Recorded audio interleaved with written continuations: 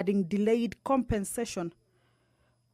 All right, the quorum has been attained. Allow me to hand you over. We may start, clerk.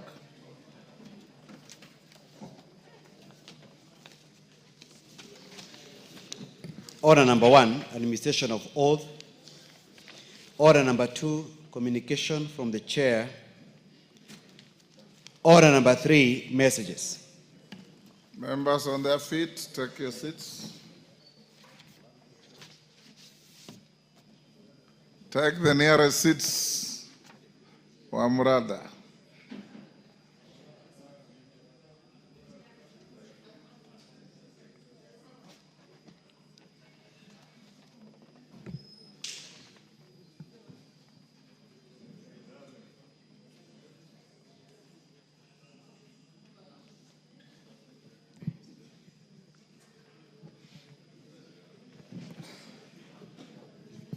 Take the nearest seat.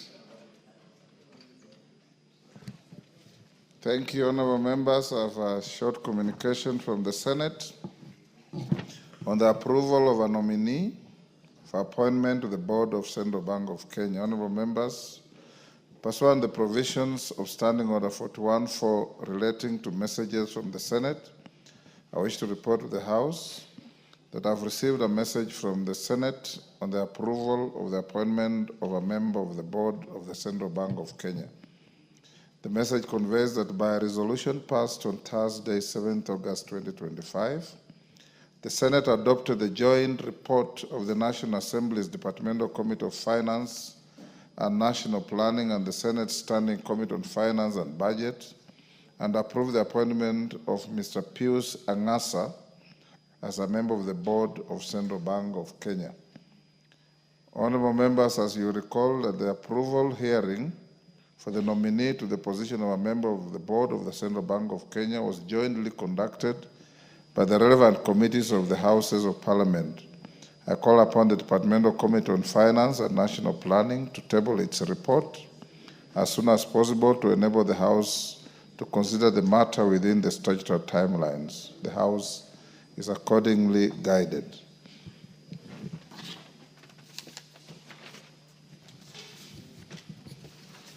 Order number 4, petitions. Order number 5, papers. Majority Leader.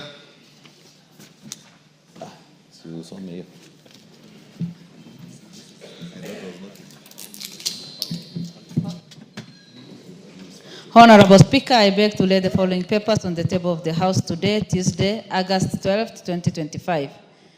The following legal notices and explanatory memorandum from the Office of the Attorney General. 1. Legal Notice 131 of 2025 relating to the extrajudicial, contiguous and foreign countries, United Arab Emirates Order 2025.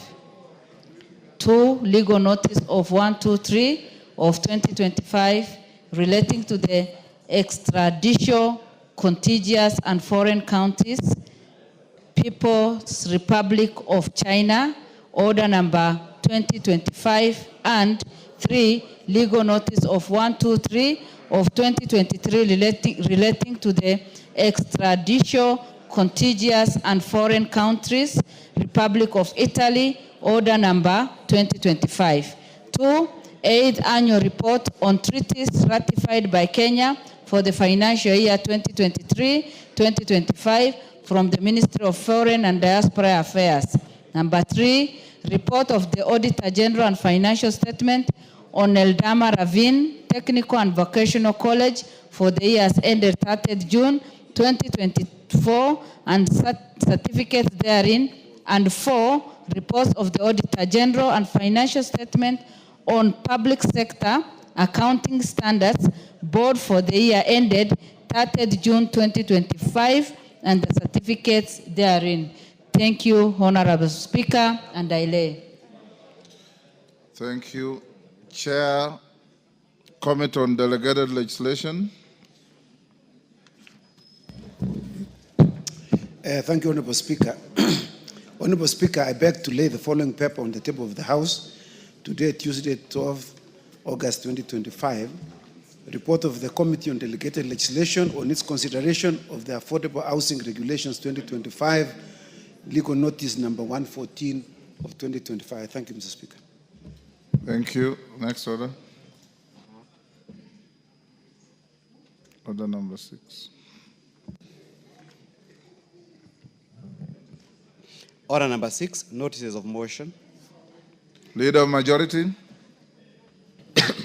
Thank you, Honorable Speaker. I beg to give notice of the following motion that pursuant to the provisions of Standing Order 33B on hours of meeting, this House resolves to hold a morning sitting on Thursday, 14th August 2025, commencing at 10 a.m. That is this Thursday, Honorable Speaker, morning sitting. Thank you. You will move the motion tomorrow morning. If you are ready, I would have given you an opportunity this afternoon.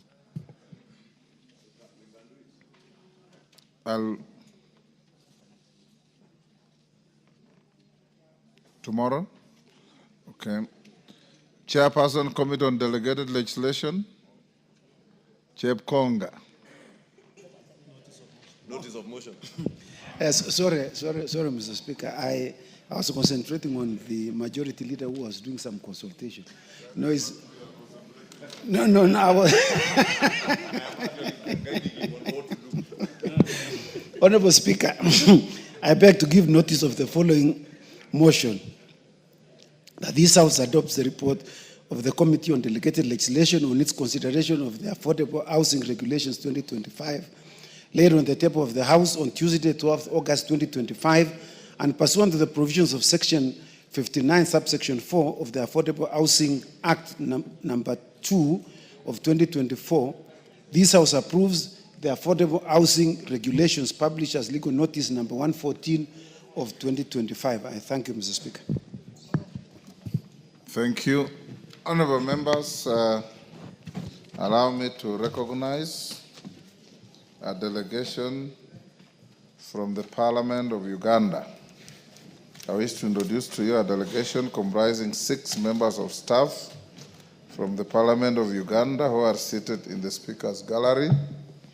They are in the country to undertake a benchmarking visit to engage with the majority party whip of the National Assembly on the various mandates of the office.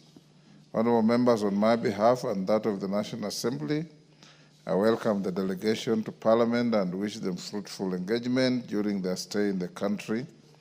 I also congratulate them for their victory in the Chan tournament yesterday. They are very closely following Kenya's example in our performance. Thank you. You may take your seats. Honorable members, also I recognize students from Starehe Boys Center and Alliance Boys High School. I wish to introduce to you 6 students from Starehe Boys Center and 3 from Alliance High School who are seated in the Speaker's Gallery. The students are in Parliament for a period of 2 weeks on a voluntary service scheme. This gives the young men an opportunity to give back to the community by providing voluntary service to various organizations during the school holidays. Honorable members, on my behalf and that of the whole House, I welcome the students to Parliament and wish them a positive experience in their service to the nation. While at that, allow me to recognize the following schools in the Speaker's Gallery. Great Joy Academy from Keses, who was in Gishu.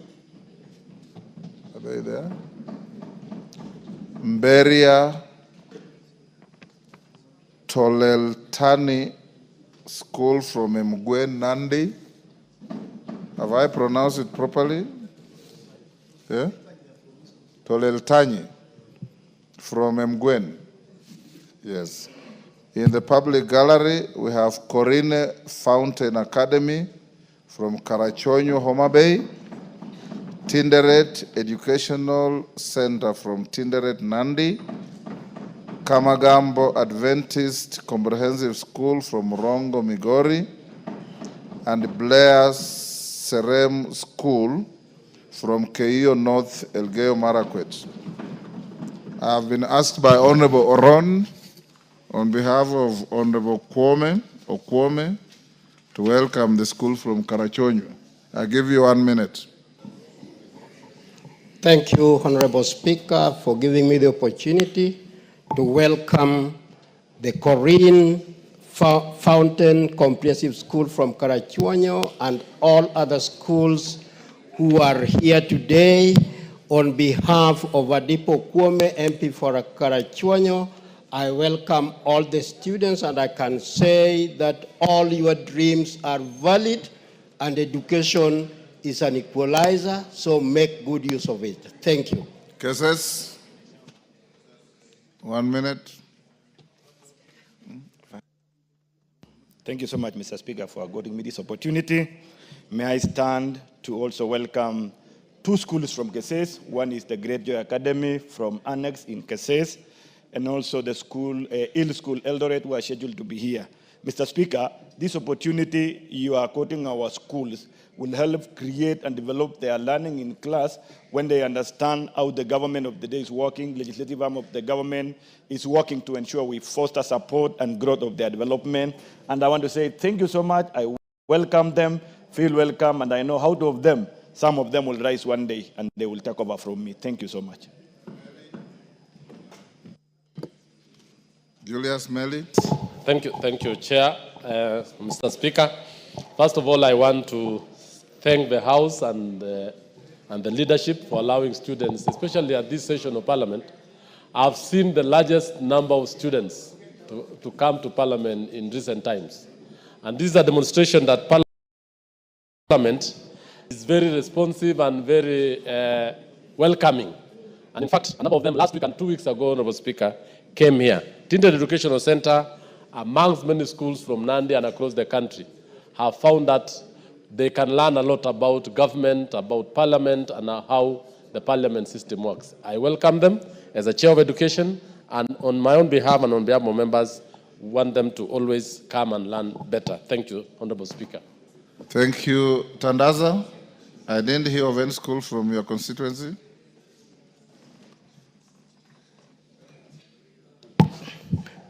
Thank you, Honorable Speaker. We want to take this opportunity to welcome my fellow students from the Alliance High School, and by default also... You are not a student, so they are not your fellow students.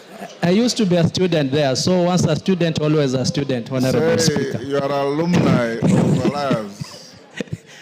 And also, take this opportunity to also welcome Starehe Boys Center, where I had gotten an admission for Form 5 and 6, but opted to go to Alliance High School for Maths, Physics, Chemistry at Starehe that had given me Economics, Geography, and Maths, Economics, and Geography. So please, the other schools, for the issue of voluntary service, this is something that was started mainly at Starehe Boys Center by the late Griffin when he was the principal there. And I would also want to request all the other schools, surely, to embrace this idea of voluntary service during holidays. Thank you, Honorable Speaker. Member for Keyo. Keyo North, 1 minute. Give him the mic. Thank you very much, Mr. Speaker. Mr. Speaker, I want to join my colleagues in welcoming all students to this House of Parliament, and in a special way, my students from Blair Serem, a school which is well performing in my constituency. I want to tell all students, welcome to this House of Parliament. Work hard in school. Maybe one of you will be here one day to represent this country. And also, Mr. Speaker, I want to say thank you to the parents, because the parents of this country are spending a lot of resources to ensure that the kids are learning in school. Thank you, Mr. Speaker, for this opportunity, and karibu sana. Majority Leader, whenever you hear Alliance, you must spring to say something.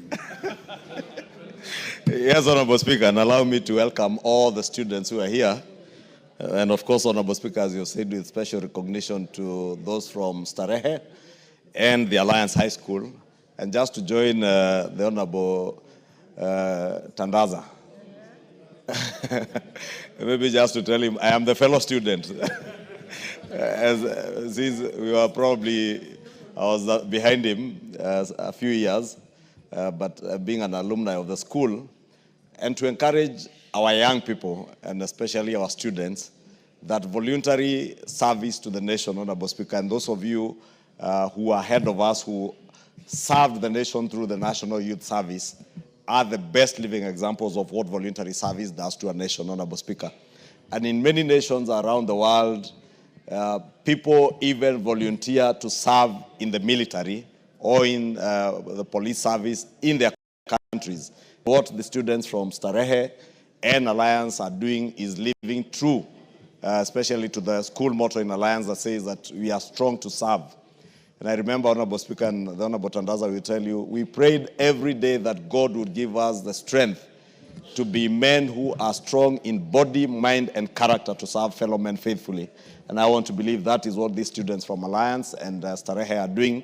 They are being strong to serve and offering their service to the nation by volunteering to serve in the National Assembly and through the National Assembly to serve the people of Kenya and encourage all fellow students across the country, all other students, not fellow students, all students across the country to offer voluntary service during their school holidays to their communities, wherever they are, Honorable Speaker, and to also to encourage them to foster discipline in the society that they're living in, Honorable Speaker. As you said, as you congratulated Uganda for the exemplary performance, how I pray, Honorable Speaker, that as the young people and Kenyans at large, we learn from our neighboring countries that are also hosting the Chan Games to exercise discipline in our stadium, Honorable Speaker, because now we are moving to the verge, we are on the verge of being banned from the stadium because of people storming the stadium, breaking gates, and general indiscipline in the stadium, and plead with Kenyans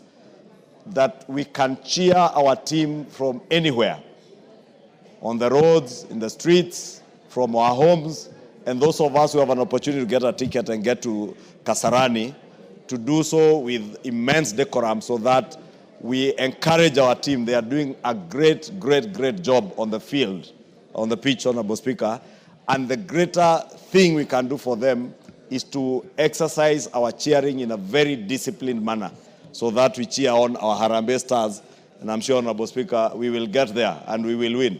This Chan, Honorable Speaker, I can see it coming home. And it's coming home with a very disciplined team. Let us also encourage many Kenyans, especially those of us who patronize the stadium, to carry the same discipline into the stadium that we see on the pitch as we cheer our team. And congratulations to our brothers from Uganda for their exemplary performance. But as you said, Honorable Speaker, we lead, others follow. Harambee Stars is leading as others will follow. Owen, thank you. Thank you, Honorable Speaker. Honorable Speaker, just to add and welcome the students. I don't know when my school will be mentioned in such glowing terms, but I hope one day it will. Which school? St. George's High School. But I want to say this, Honorable Speaker, I've seen the growing interest for students in this chamber. It also shows confidence in your leadership. But I also want to challenge you, Honorable Speaker. Probably we need to start an education center for Parliament.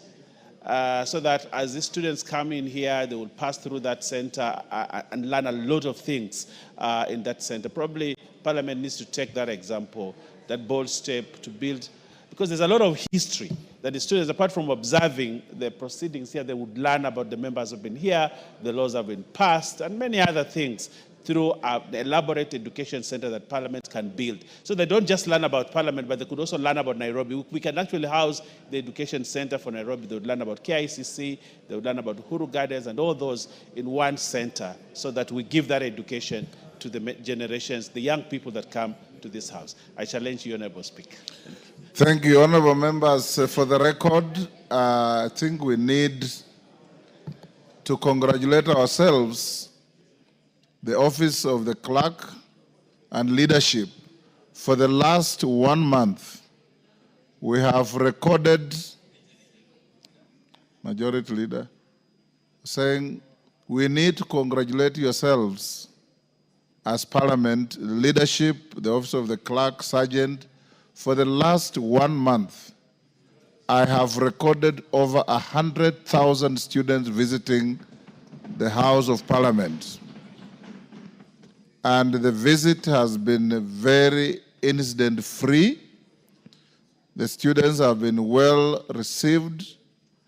Our dedicated staff have shown them around Parliament, and members from whose jurisdiction the students have come from have been at hand to welcome their students, and that is the spirit we must keep as a House of Parliament to mentor our young Kenyans and mold them into future leadership. For our members of Parliament from Nairobi, we want to encourage you to speak to your constituents, not to come to Kasarani in a rowdy manner, because you are endangering our flying team that is performing so well with the risk of being sanctioned by CAF because of rowdy fans coming and walking into the stadium with the gates in their hands. That is not acceptable. And Mwafrika, I think it is around your area, and TJ Kajwang, and Olwatch, and everybody else, Kibra, please tell our brothers and sisters and our children who come to boost the morale of the players that they can do so without being rowdy. Next order.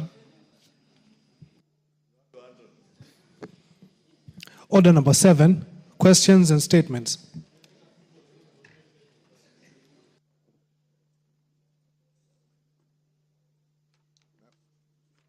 Let's dispose of order number 8, 9, and then we come to questions and statements. Order number 8, motion, consideration of nominees to 5 National Government Constituencies Development Fund committees. Members on their feet, take your seats.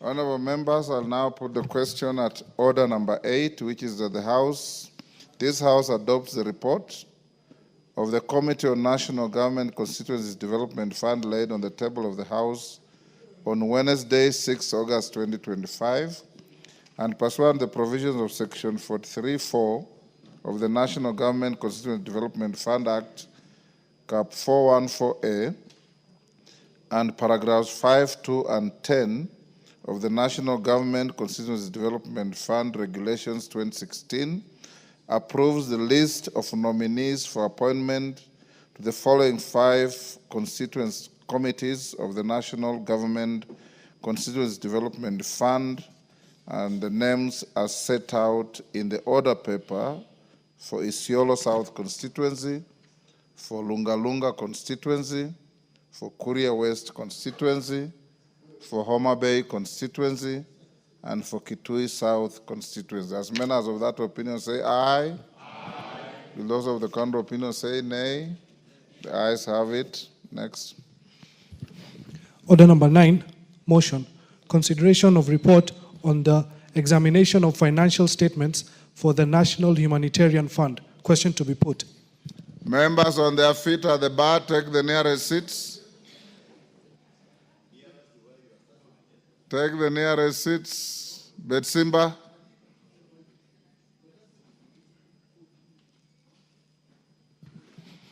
Thank you, honorable members. I'll now put the question at order number 9, which is that this House adopts the report of the Special Funds Accounts Committee on its consideration of the audited accounts for the National Humanitarian Fund for the financial years 2020-2021, 2021-2022, laid on the table of the House on Tuesday, 29th July 2025. As members of that opinion say aye. Aye. Will those of the contrary opinion say nay? The ayes have it. We'll go back now to order number 7.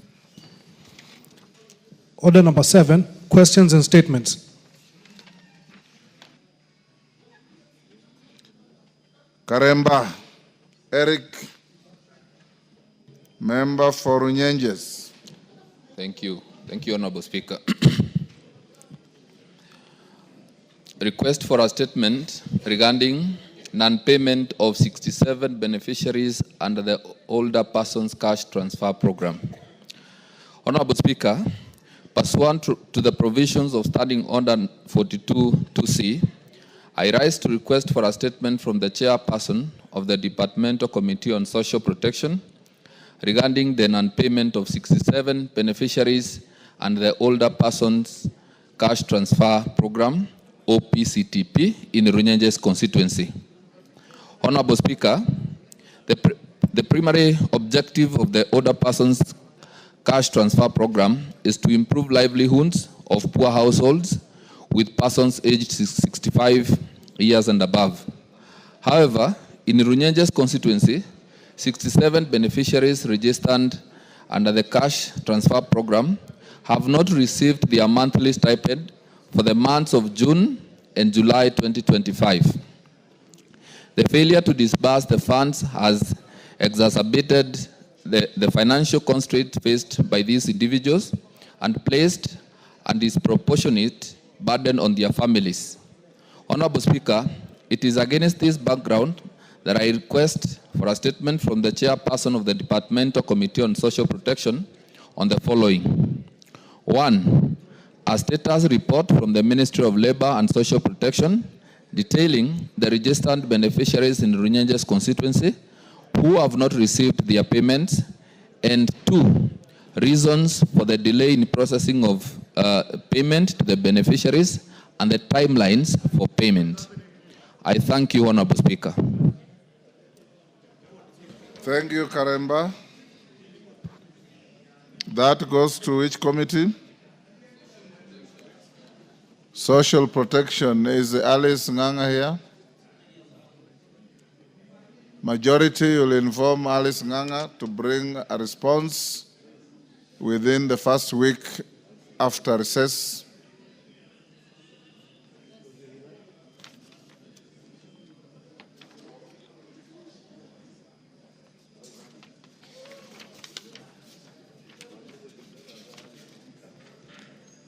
Requests for statement. Member nominated Abubakar Talib.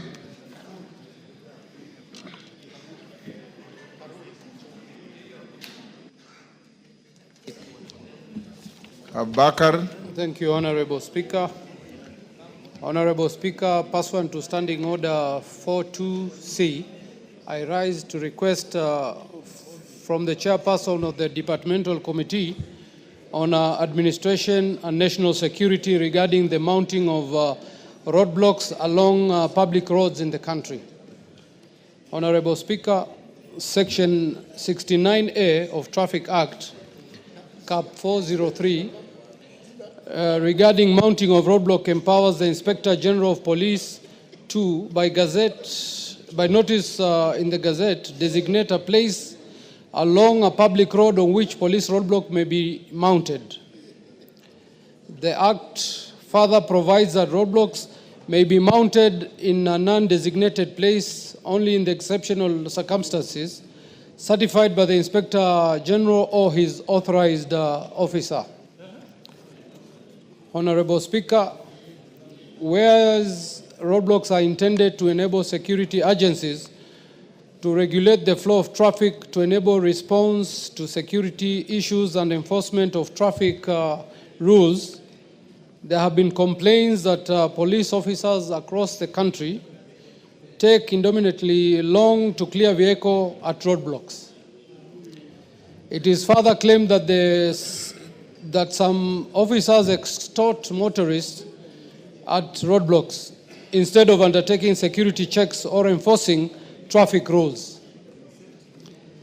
The long time taken to clear vehicles at roadblocks cause stretched traffic queues that delay travelers and transporters. Honorable Speaker, it is against this background I request a statement from the chairperson of the Departmental Committee on Administration and National Security on the following. 1. Comprehensive report on all areas gazetted and designated for mounting roadblocks along public roads. particularly major highways, in the country and the current status. 2, the justification for mounting numerous roadblocks at undesignated places, both during day and at night, including confirmation as to whether such roadblocks are authorized by the Inspector General as required under the Traffic Act, Cap 403. 3, measures put in place by the ministry to ensure that the inspections at roadblocks are seamless so as to avoid the long traffic queues and delays on the road. I thank you, Honorable Speaker. Thank you. Chair, Administration and Security, Russell. Thank you very much, Honorable Speaker. Honorable Speaker, first week after we come back from recess, we will be able to respond. Mumina Bonaya, County MP, Isiolo.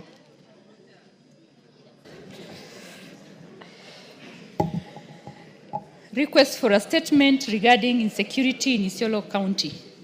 Honorable Speaker, pursuant to Standing Order 44-2C, I rise to request for a statement from the Chairperson of the Departmental Committee on Administration and Internal Security regarding insecurity in Isiolo Town.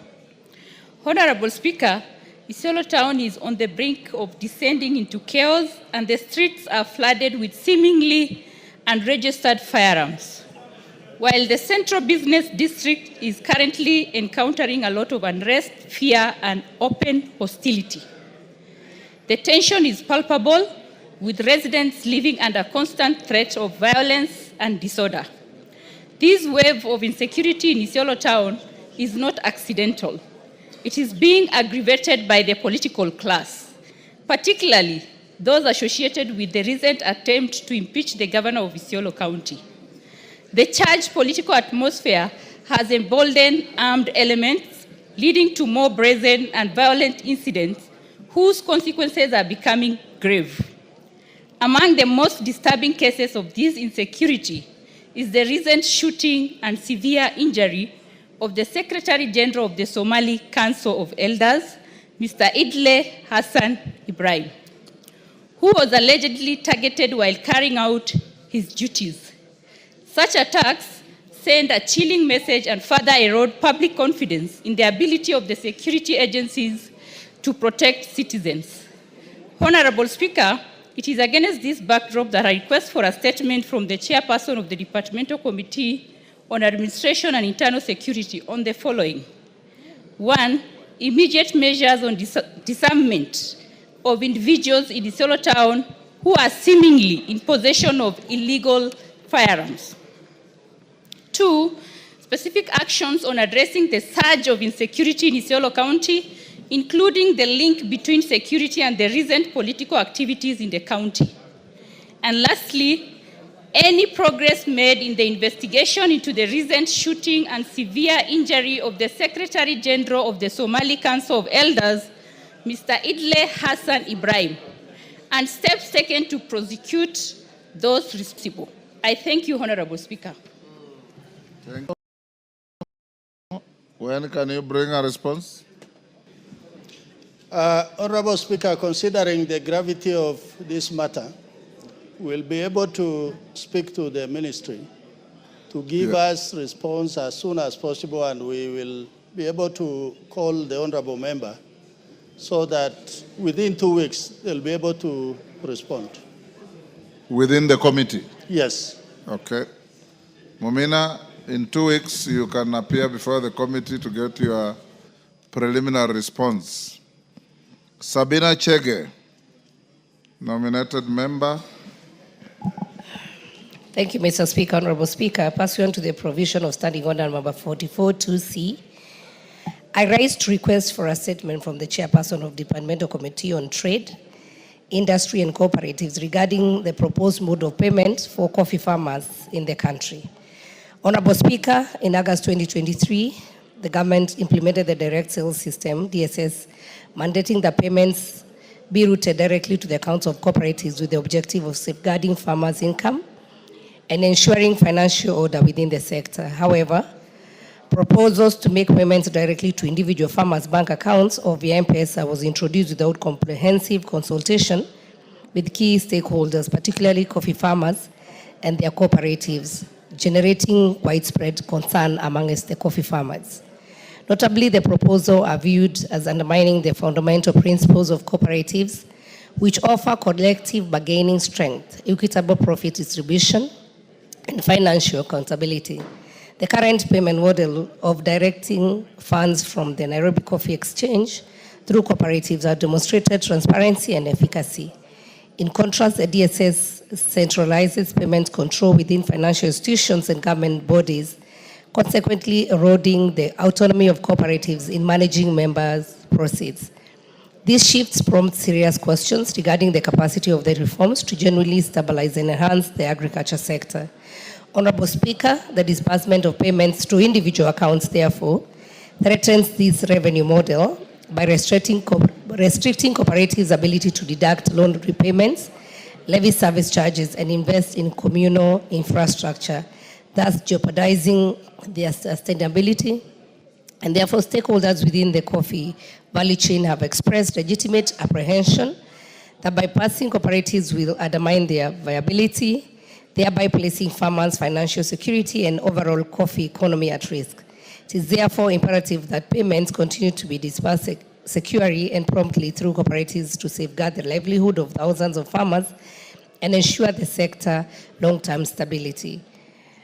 Honorable Speaker, it is against this background that I request for a statement from the Chairperson of Departmental Committee of Trade, Industry and Cooperatives on the following one: to provide a report on public participation undertaken in any, if any, prior to the implementation of the proposed direct sales system, famously known as DSS, and if not, the justification for bypassing farmers and stakeholders. 2, the rationale underpinning the proposal to implement payments directly to farmers' individual accounts rather than through cooperative societies as per established practice. And 3, strategies in place to uphold the payment system through the cooperative framework that channels funds from the Nairobi Coffee Exchange to cooperatives. I thank you, Honorable Speaker. Thank you, Honorable Chege. Chair, Trade, Industry and Cooperatives. Who is the chair? Shinali? Yes, Gishimu, you are a member? Yes, I'm a member. Honorable Speaker, owing to the urgency of the matter, I will pass the message to the chair that we may be able to bring, or he may be able to present the statement once we resume from the First short week recess. Upon resumption. Onesimus Ngogoyo, member for Kajiado North. Thank you, Mr. Speaker. Honorable Speaker, pursuant to the provision of Standing Order 44.2c, I rise to request for a statement from the Chairperson of the Departmental Committee on Transport and Infrastructure regarding the delayed compensation by Kenya Railway for land owners affected by the construction of the standard gauge railway from Nairobi Suswa. Honorable Speaker, the extension of the standard gauge railway from Nairobi to Suswa was a welcome move by the government through the Kenya Railway, and it will further ease movement of persons and goods from the interior of the country to the projected necessity interior of the country, and further ease movement of goods and persons from the interior of the country. The project necessitated acquisition of land in various areas, parcels of land around kilometer 33 overpass bridge along Kangawa Road, located in Mbulbul sublocation in Mbulbul location in Kajiado North constituency, were acquired to pave way for the railway. However, 8 years down the line, the affected residents are either still waiting gazettement of parcels of land for award and compensation, and are yet to receive compensation of their land. Owners of parcels number Ngongong 103-271, 103-272, 103-273, and 103-274 are yet to have their parcels gazetted for compensation. Parcels number Ngongong 105-603 and 105604 are undergoing gazettement. Parcels number Ngongong 41953, 41954, and 1515 have been gazetted and are awaiting awards, while parcels number Ngongong 346, 5441, 11935, 11936, 11937, 11938, 11268, and 8619 have been gazetted and awarded funds but not yet received their compensation to date. The residents, a number of them do not have access to power and water in the area due to the interruption occasioned by this project.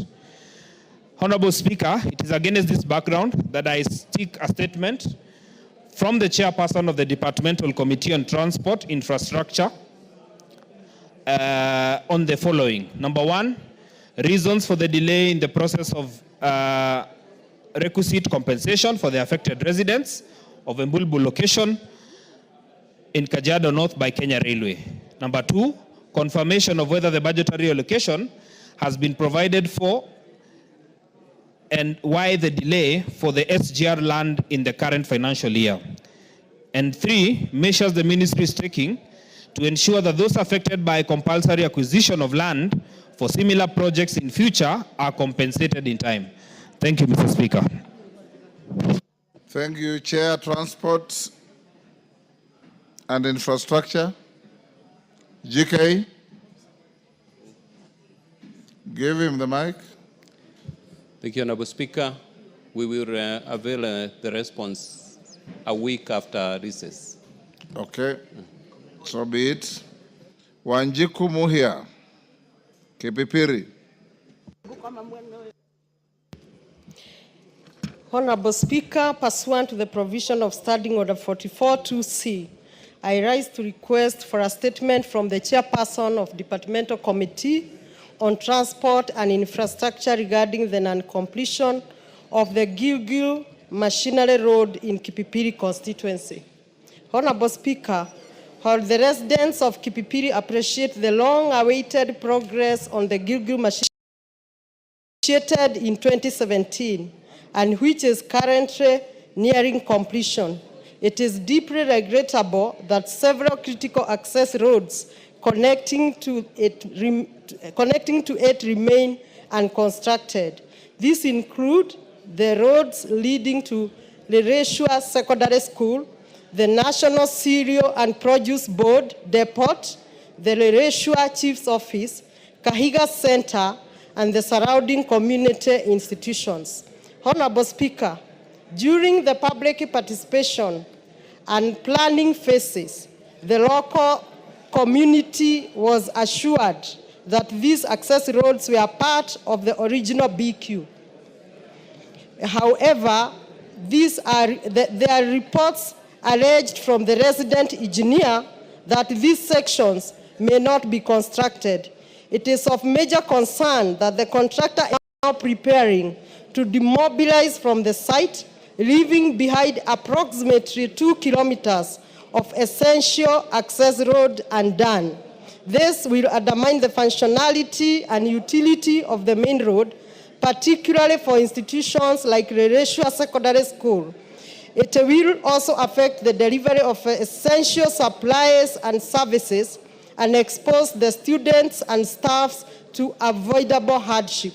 Honorable Speaker, it is against this background that I request for a statement from the chairperson of Departmental Committee on Transport and Infrastructure to the following. One, a report on the scope of work for construction of the Gilgil Machinery Road in Kipipiri constituency, including confirmation of the inclusion of the adjoining access roads to Lereshua Secondary School, National Cereal and Produce Board Depot, Lereshua Chief's Office, Kahiga Center, and the surrounding constituencies. Justification for the deviation from the original scope of work and the exclusion of this access road, despite earlier commitment to the incorporation to incorporate them in the scope of the work. A concrete plan and timeline by the ministry to ensure that the unconstructed access roads originally committed to be done or are fully constructed. And finally, steps being taken by the ministry to ensure that all constituencies receive equal treatment in infrastructural development. I thank you, Honorable Speaker. GK. A week after recess, Honorable Speaker. So be it. Responses. Chair Education is in the House. Honorable Meli was here. Where is he? Response to a request by Honorable Joseph Gitari. Is Joseph Gitari in the House? Majority Leader, you are Mary Massey. Okay. You have the response to Joseph Gitari. Go ahead. Who is responding? Orone is saying is responding. Emasa is saying you are responding. We are dealing with response to statement listed as number 1 by Honorable Joseph Gitari. He has a second one at number 3. So, Orone, which one are you responding to? Career progression for teachers? Yes. And Emase, promotion of curriculum support. So, start with Orone. Honorable Speaker, I am Mwalimu Rero. Yeah, Oron is this man from Kisumu Central. He's honorable member from Kisumu Central. Orero, yes, Yeah, I know you very well. Yeah, thank you, Honorable Speaker. I went with you to West Pokot. Very right, very Yes. right. Yes. Great. Now, first of all, I want to give the background information regarding this response. Now, the Teacher Service Commission was established under Article 237 of the Constitution with overall mandate of teacher management and regulation of the teaching service as provided in Article 237 of the Constitution. As a public organ, the Commission is bound by the national values and principles of governance set out under Article 10 of the Constitution, as well as the values and principles of public service set out under Article 232 of the Constitution. Mr. Speaker, to operationalize the mandate of the Commission, the Parliament enacted the Teacher Service Commission Act and the Code of Regulation for Teachers, referred to as CORT. The two legislations provide for powers and procedures within the functions of the Commission. Notable Section 11 of the Act requires the Commission to others formulate policies to achieve its mandate. Now, Mr. Speaker, the career progression guidelines. In 2015 and 16, the Commission, in consultation with the Salaries and Remuneration Commission, SRC, conducted a job evaluation for the teaching service. Now, based on the findings of the job evaluation report, CRC rendered a formal advisory proposing a new grading and remuneration structure of teachers in the public service. Now, subsequently to the job evaluation, the Commission signed the 2017-2021 collective bargaining agreement, referred to as CBA, with the teacher unions. This transition necessitated the development and implementation of the teachers' career progression guidelines in 2017 to align the new grading structure with career progression of teachers. Mr. Speaker, sir, the career progression outlines the skills and the competency necessary for advancement in the profession by providing for minimum requirements for selection appointments and promotion of teachers at different grades. Now, the response to these specific questions raised: 1, report on implementation of the career progression guidelines, specifically how academic qualifications have been considered in the promotion of teachers. Now, the promotion of teachers in public service is premised on the values and principles of public service set out under Article 232 of the Constitution, the provision of the Code of Regulation of Teachers, the career progression for teachers, and the policy on selection and appointment of institutional administrators. Mr. Speaker, specifically, Regulation 73 of the Code of Regulation of Teachers provide for general guidelines in promotion of teachers, including 1, merit and ability as reflected in the teacher's work, performance and the results, seniority and experience as set out in the scheme of service, now existence of a vacancy, and finally, academic and professional qualification. Mr. Speaker, while the career progression guideline and the policy on selection and appointment of institutional administrators provide for minimum requirement for selection, appointment and promotion of teachers at different grades, Regulation 73 of Code of Regulation of Teachers provide for general guidelines in promotion of teachers in A, merit and ability as reflected in the teacher's work, B, performance and results, C, seniority and experience as set out in the scheme of service, existence of vacancy, and academic and professional qualification. Mr. Speaker, in implementing the provision of career progression guidelines and Code of Regulation of Teachers in promotion of teachers, the Commission has developed a scoring criterion designed to guide the scoring process during promotion interviews. The scoring criterion priorities, among others, the following modalities to merit teachers: A, academic qualification. Orero, too long. Can you paraphrase? Okay. And accordingly, academic qualification are considered as one of the modalities in promotion. Now, a report on number of teachers. The table below that is given here shows how teachers have been promoted from 2017 to 2023, as summarized below.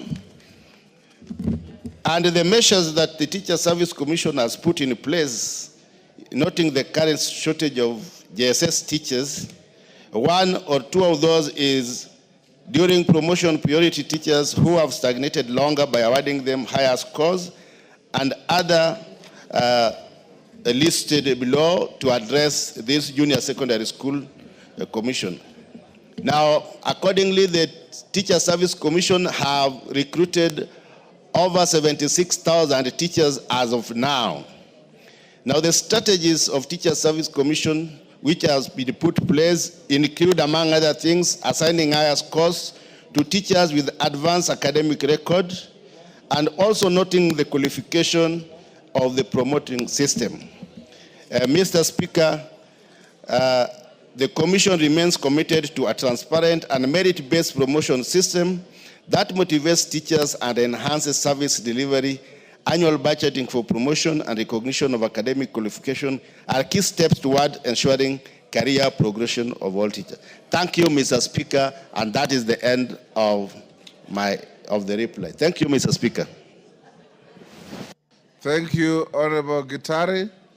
Before you seek clarification, allow me, other members, allow me to acknowledge in the Speaker's gallery M.M. Shah Academy from Muvita, Mombasa, Moringa Primary School from Bahati, Nakuru, Bethel Junior Academy from Keses, Uasin Gishu, and in the public gallery, Hill School Primary School, Eldoret, from Keses, Uasin Gishu. On my behalf and on behalf of the House, we welcome the students, their teachers, and those accompanying them to the House of Parliament. Gitari. Thank you, Mr. Speaker, and thank you for Wanjala that. and your neighbor, why are you shaking your hands? You are out of order. When we mention schools, you thumb like that. That is how to welcome students. This is not a bus park. Gitari? Thank you, Mr. Speaker, for that response. Mr. Speaker, I think I might need to take time and look at the response because now we've not gone the entire hog because I've not even seen the table that was alluded for.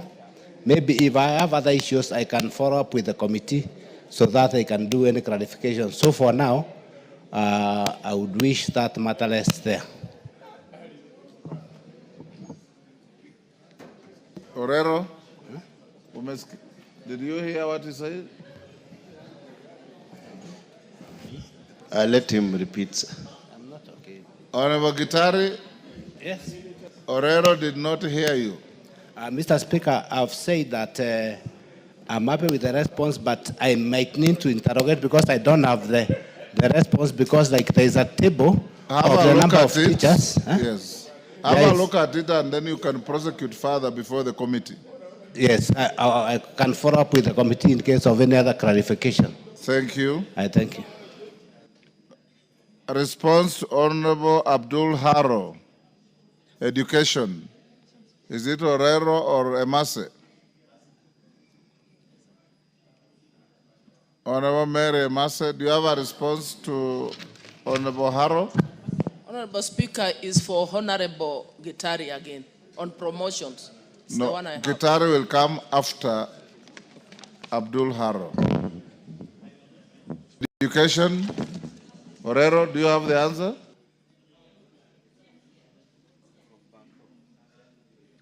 Barto. Committee of Education. I am not going to allow you to sit out there and share out responses when you have leadership. I'll allow you to respond, but tell your chairman to write to the speaker and indicate when he's not here who should respond to any statements to his committee. You have a vice chair. You cannot just sit out there and share out slots. And you come to the house, Emase is saying it is me, Orero is saying it's me. That is not how to run the house. Phyllis Barto, respond, but put your house in order. We stand guided, Honorable Speaker. I'm giving a response to a statement regarding recognition of Madrasa education system within the Kenya National Qualifications Framework sought by Honorable Abdul Aro, MP Mandera. Honorable Speaker, Section 95, subsection 2 of the Basic Education Act 2013 provides for the making of regulations of the integration of the Madrasa, Duksi, and pastoral programs of instructions into the formal education system as appropriate to improve access and retention. As a ministry, we recognize the critical role that Duksi and Madrasa learning programs play in the education of the young learners of the Islamic faith. The integration of Duksi and Madrasa programs is not only a constitutional and statutory obligation, but also a necessary requirement to achieve equity, inclusion, and cultural respect in the delivery of education. In this regard, we are actively taking steps to ensure the integration of Duksi and Madrasa in our formal education system. The first key step was anchoring this in the strategic plan. As we speak, the National Education Sector Strategic Plan 2023-27 provides for the development of a Duksi and Madrasa policy and guidelines to ensure seamless implementation of this learning process. The Kenya Institute of Curriculum Development is currently finalizing a framework that aligns these programs with the national competence-based education while ensuring that the spiritual needs of all learners are respected. The ministry has held constructive consultations with Muslim religious leaders, education experts, county education boards, and civil society actors to ensure cultural and religious relevance in the design of this integration process. The involvement of this broad range of stakeholders is intended to ensure that integration is relevant from a religious and cultural standpoint, and that it has acceptance. There have been challenges in the efforts to implement the Duksi and Madrasa learning programs.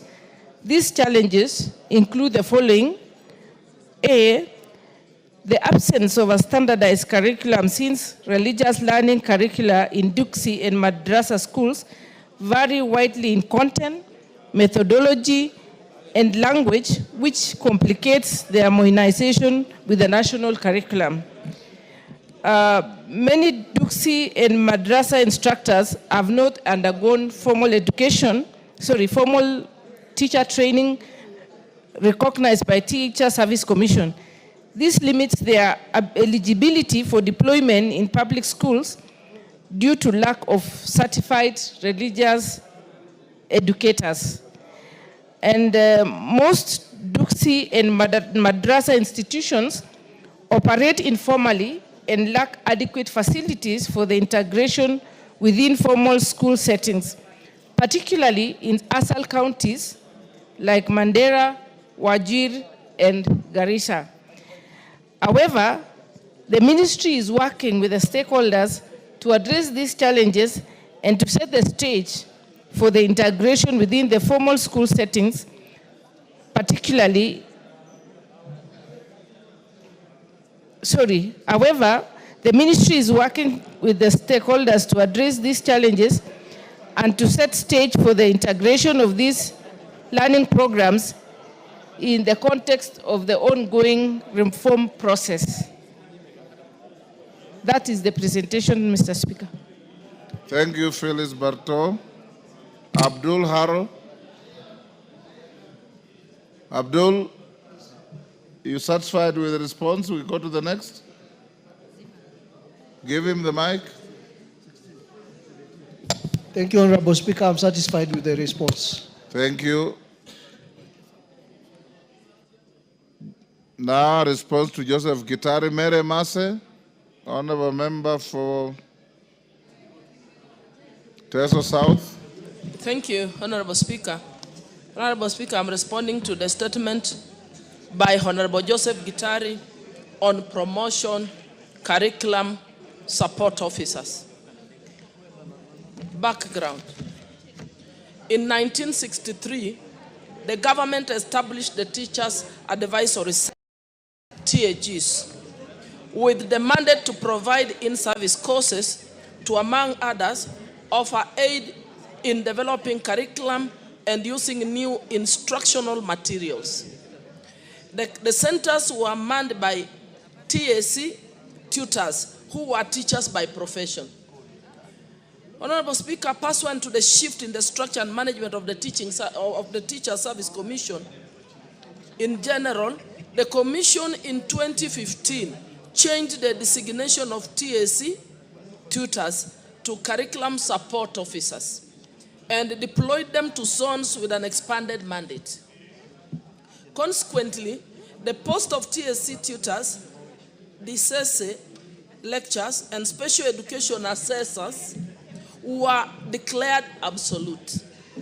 The Commission adopted curriculum support officers as the new designation to the cadre of staff whose critical mandate is to support curriculum implementation in schools. Honorable Speaker, noting the unique designation of the CSOs, curriculum support officers, in that they are neither teachers nor secretariat staff, The Commission in 2019 developed career progression guidelines, CPG, for curriculum support officers. The CPG outlines the academic and professional criteria for curriculum support officers' career advancement. The guidelines link an officer's career progression to his or her performance and professional conduct. The career progression guidelines for the curriculum support officers provide for 4 grades or scales for career growth. That is, 1, curriculum support officer 2, 2, curriculum support officer 1, 3, senior curriculum support officer, and 4, chief curriculum. I now move to the specific issue. A report on the steps being taken by the government to promote curriculum support officers due for promotions to the position of principal teacher management officers. This is the response from the ministry. As discussed above, CSOs, that is curriculum support officers, have a distinct career path from teachers and secretariat staff. Their career growth is governed by the career progression guidelines for CSOs. A copy is attached herein as an appendix 2. On the other hand, sub-county officers, also known as principal management officers, PTMOs, are a secretariat staff of the commission, and their career path is guided by the career progression guidelines for secretariat staff. Noting the 2 different career paths for PTMOs, that is principal management officers, and the CSOs, that's curriculum support officers, it is irregular for CSOs to be promoted to PTMOs. However, CSOs qualify to be recruited as PTMOs upon advertisement of the vacancies. To this end, during financial year 2023-2024, the Commission competitively recruited 150 curriculum support officers as PTMOs. Honorable Speaker, the next issue was on, the question was on to report on the status of implementation of the career progression guidelines issued by the Teacher Service Commission. The following is the response. Further, promotion at the Commission is done in consideration of the provisions of the CPG, availability of budget, and existence of the vacancy. Accordingly, the Commission progressively promotes teachers and CSOs in line with the CPG. For instance, the Commission promoted 804 curriculum support officers in the financial year 2023-2024, and during the financial year 24-25 has promoted 25,252 teachers. Honorable Speaker, to ensure that stagnation is addressed, the Commission continuously engages the National Assembly for budget allocation, for promotion, to ensure full implementation of the career progression guidelines in the teaching service. The next question by Honorable Gitari was on measures the government is putting in place to ensure fair career progression in all cadres under the Teacher Service Commission. Honorable Speaker, as a constitutional commission, in discharging its mandate to promote teachers, the Commission observes the values and principles of public service under Article 232 of the Constitution. To this end, the Commission has endeavored to apply the principle of fair competition and merit, integrity, transparency and accountability, equity, fairness and impartiality, inclusiveness and non-discrimination, and gender equity in the selection and appointment process. Honorable Speaker, to this end, the Commission has developed a scoring criteria designed to guide the scoring process during promotion interviews. To ensure fairness, the scoring criterion prioritizes the following modalities to merit applicants. Number 1, acting institutional administrators. Special marks are allocated to teachers who took on acting roles or performed administrative duties, such as a principal, head teacher, a deputy principal, a deputy head teacher, positions, etc. However, the duration of time spent in these acting roles significantly influenced the allocation of marks. Teachers who acted for a longer period received more marks compared to those who served for a shorter duration. This aims at acknowledging the level of responsibility handled by teachers during their acting tenure. The second consideration that's considered by this criteria is stagnation. Applicants who have stayed in one grade for a longer duration earn higher scores compared to those who have shorter period in the current grade. Honorable Speaker, the third criteria that's being considered is performance appraisal. Applicants who have higher performance appraisal Mary Mase, how much more to go? Half a page. Okay. Half a page, Honorable Speaker. Applicants who have higher performance appraisal scores receive higher overall scores in the promotion evaluation. This criterion aims to ensure that applicants who consistently excel receive appropriate recognition and rewards for their efforts. The next one is the level of experience.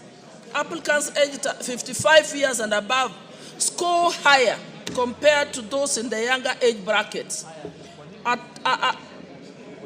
tiered approach is employed to differentiate scores based on age ranges. For instance, applicants between the age of 50 to 54 years received lower scores compared to those aged between 55 years and above, but higher scores compared to those in the bracket of 45 to 49 years age group.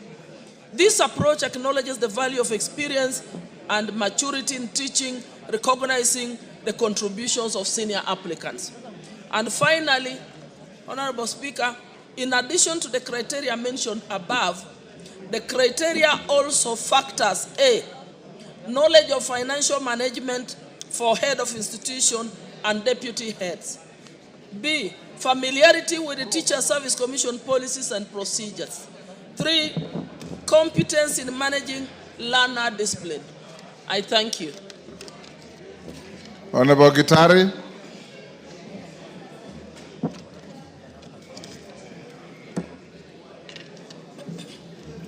Thank you, Mr. Speaker. Mr. Speaker, as per the response, the TSC is keen on career progression for CSOs. Could we be informed the reason as to why TSC excluded CSOs from senior school CB Litouring if it has put any remedy on career progression? Mary Mase,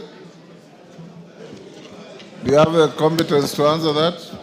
Honorable Speaker, I won't answer. I'll have to take the question to the committee and then we seek further clarifications. I think what we do, Honorable Gitari, you can prosecute your supplementaries before the committee so that they can be able to give you satisfactory response. Well guided, Mr. Speaker. Thank you, thank you. Transport and infrastructure. Response to a request by Honorable Patrick Munene. Is Patrick Munene in the house? Is Honorable Patrick Munene in the house? Is not. Honorable GK will skip that. John Kagusha. GK. Order that Kamukunji should be disbanded.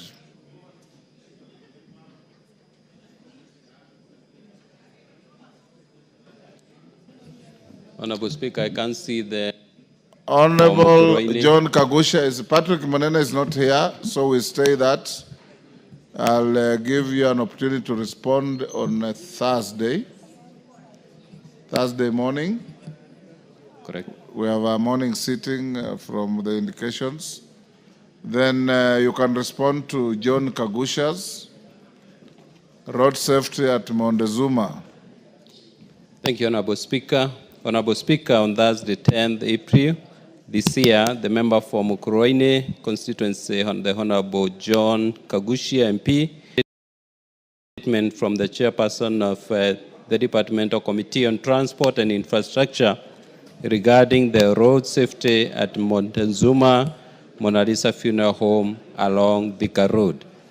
The Honorable Kagushia in the statement indicated that the absence of designated crossing point in this area has resulted in a worrying surge in accidents and fatalities. Honorable Speaker, the Honorable Kagushia therefore sought to, among other things, establish a detailed report on the number of and nature of road accidents that have occurred in the area called Kabati near Montezuma Madrasa Funeral Home along Thika Road over the last 6 months, including contributing factors. B, specific measures being put in place by the ministry to address road safety concerns near Madrasa Funeral Home along Thika Road, including construction of a footbridge at the location to reduce pedestrian-related accidents and expected timelines for completion of these solutions. Honorable Speaker, the committee received a written response from the Ministry of Roads and Transport, which I now wish to make. Number one, regarding the number and nature of road accidents that have occurred in the Kabati area, the ministry submitted that in the last 6 months, there have been 13 crashes at the Kabati area along Thika Road, and most of these crashes occurred between 6 p.m. to 9 p.m. That is 30.8% of accidents, and 9 p.m. to midnight, about 23% of accidents. Number two, pedestrians are highest number of fatalities at 57.1%, followed by riders, 28.6%, while passengers sustained highest number of injuries at 82.4%, followed by riders at 11.8%. 3, the ministry further submitted that passenger cars were involved in 35% of crashes, followed by motorcycles at 25%, and PSV, that is matatus, at 15%. These crashes were primarily caused by driver negligence, including failure to yield speeding, and loss of control, as well as pedestrian misjudgment when crossing the road, the busy road. Additionally, Honorable Speaker, mechanical failures, particularly in PSV, contributed to some severe collisions.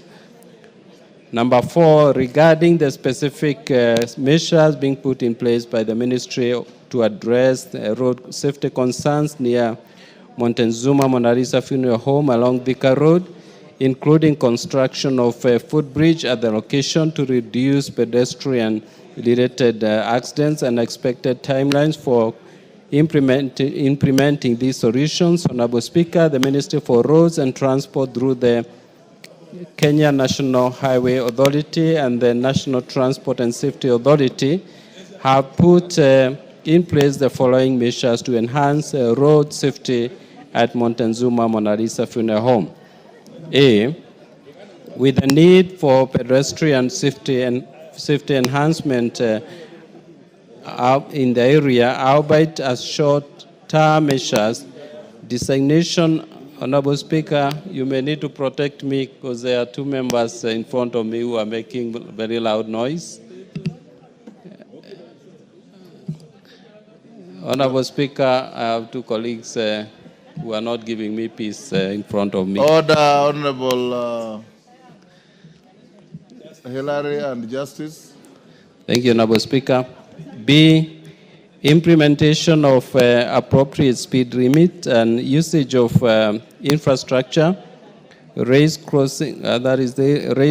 crossings, speed bumps, and rumble strips to encourage compliance. C, continuous awareness. There is educational campaigns on usage of helmets by riders and pillion passengers, and effective protective gear, especially at night and during low visibility periods to enhance visibility. And D, continuous awareness. There is educational campaigns for pedestrians to cross at the designated crossing points and use reflective protective gear to enhance visibility, especially at night and during low visibility periods. E, continuous raising of awareness on importance of drivers slowing down and paying attention to pedestrians, particularly in areas with busy activity, with a lot of activities, that's busy areas. F, vehicle owners to continuously maintain their vehicles pursuant to legal requirements of Cap 403 of the Traffic Act.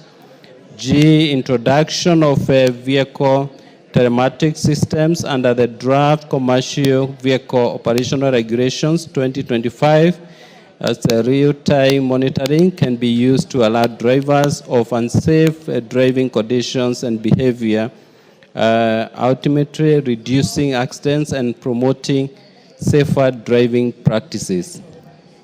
H, continuously liaise with the county governments to install street lighting at the appropriate locations, especially in areas where visibility is limited.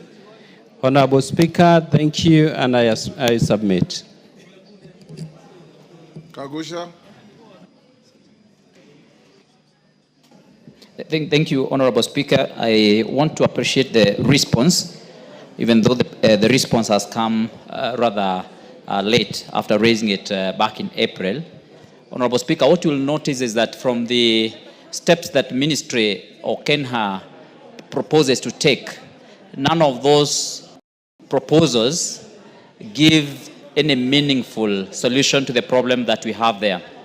Honorable Speaker, for us to be able to solve this problem, what we require is a footbridge.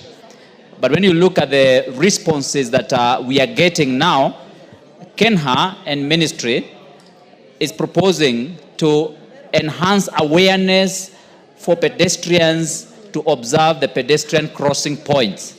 Honorable Speaker, where we have this Mona Lisa morgue, we do not have any designated pedestrian crossing lane anywhere. And so when Kenya proposes that it is going to be enlightening and creating awareness to pedestrians to observe the crossing points, Honorable Speaker, I am at a loss, because then I do not understand which crossing point is this that Kenya is referring to, unless Kenya is responding to this statement without having gone to the ground to check. Honorable Speaker, I would like to urge you to give direct instructions to the ministry to first create that pedestrian crossing point, which they are saying they are going to create awareness, which does not exist. And of course, give direct instructions so that the ministry can be able to put up a footbridge. Honorable Speaker, on 17th July of this year, 3 months after I had raised this question or this request for statement in this house, 2 members of the same family, blood sisters, were knocked down at the same crossing point. They were crushed, and one of the sisters died, and the other one has had to now do without both of her limbs. Honorable Speaker, this is a demonstration of how our roads have become unsafe. And having gone through a very tragic week last week, where this country has lost 80 people through road accidents in Kisumu, in between Kakamega and Kisumu Road, Namanga Road. Honorable Speaker, you are supposed to seek a clarification. You are now raising a wholly new structure of questions. Honorable Speaker, I was doing this awaiting to get your attention because I realized you are quite distracted. by an honorable member. How did I know that you are raising a whole new issues if I was distracted? But Honorable Speaker, the whole issue here is that I would like the Honorable Chair to clarify. Do we have a pedestrian crossing point between the Shell petrol station and the Mona Lisa morgue on that road? Honorable Speaker, really, we don't have that. I frequent this road because this is where I go when I'm going to Mukurweini. And Honorable Speaker, this has become a black spot. And this morgue is serving the whole of that region and indeed the whole country. And when you pass through there in the morning, you find the place is so heavily congested. Unfortunately, family members who are coming there to collect their loved ones to go and bury them, some of them are actually being left in the same morgue, dead after having been crushed. Point made. GK. Thank you, Honorable Speaker. Honorable Kagushia raises a very important issue. We need to push the ministry to put up a footbridge, and we'll do our best to ensure that that is done. But in the meantime, Honorable Speaker, because I'm also a regular user of the same road, I have seen rambo strips erected on that road, and especially that section of the road, and I believe that the ministry will do much more to make sure that our people are safe while using that particular spot. Thank you, Honorable Speaker. Yes, Owen. What you can do? Honorable Speaker, so that I may inform the Honorable Kagushia, Honorable Kagushia, you know that money appropriations are done in this House. And as a very active member of Parliament, when the supplementary budget comes here, please let's hear your voice on the same, so that we can appropriate money to put the bridge, Honorable Speaker. Other than, taking that back seat of trying to criticize and all that, be more proactive. Bring a motion to amend the budget so that the people of where you come from, Honorable Speaker, can see that you are doing something. He's on a point of order. Let him finish. So, Honorable Kagusha, please use the vote, the power of the vote, to change the budget. Put money so that the work is done.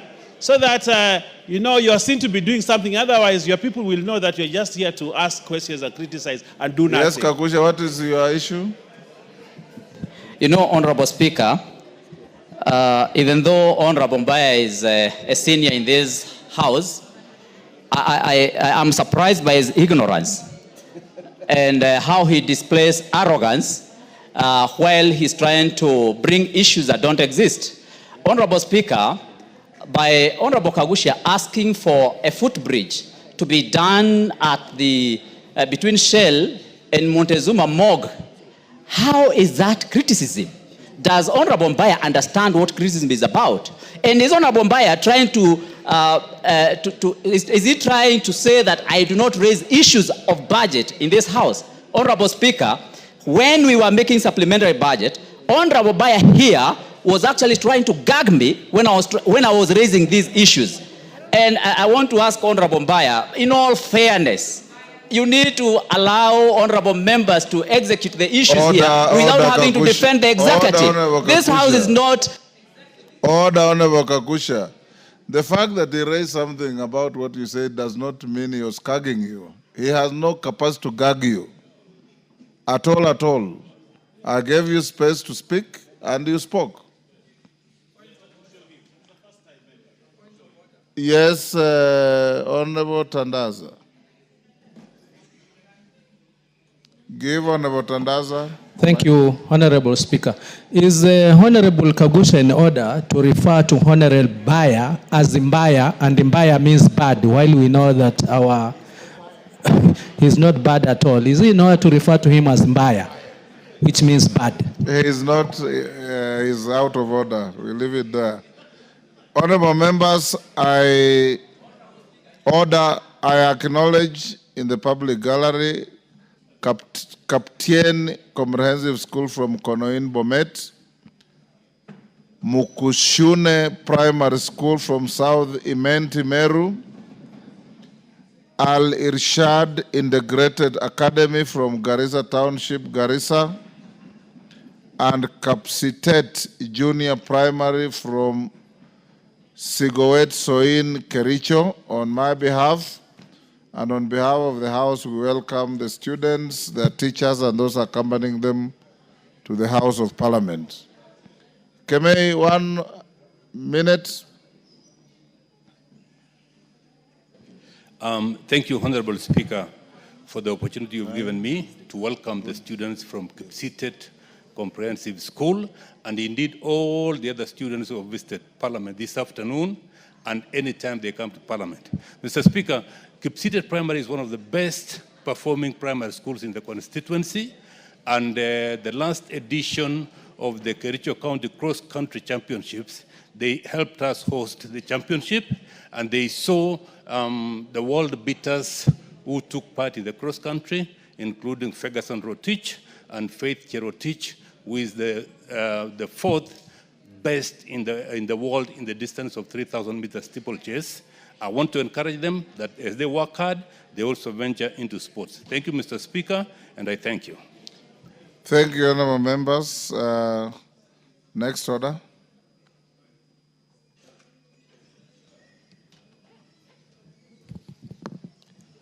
Order number 10.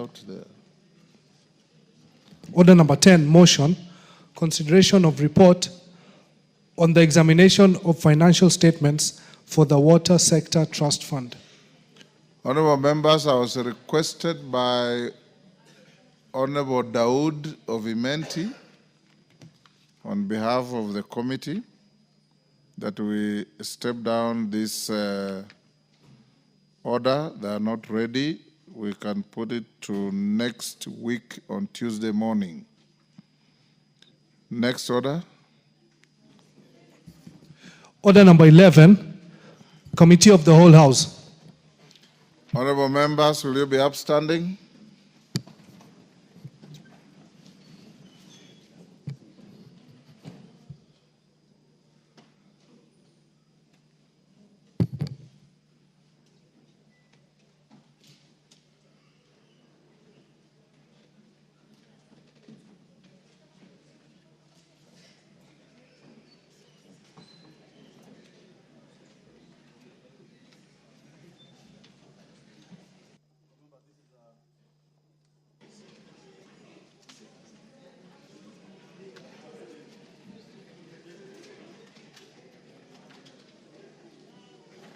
Order, remember, this is a very short committee. It regards the President's reservations to the National Land Commission Amendment Bill, National Assembly Bill number 43 of 2023. Order. Order. Shall we then take our seats so that we can do it quickly? Members, as you may be aware, the procedure for handling the President's reservations.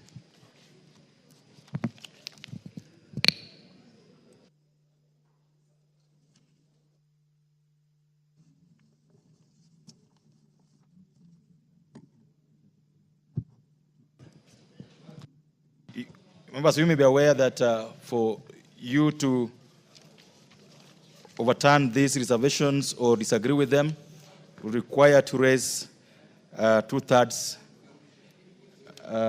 majority of the members, because it's pursuant to Articles 115, 2A and 3, and Article 122 of the Constitution.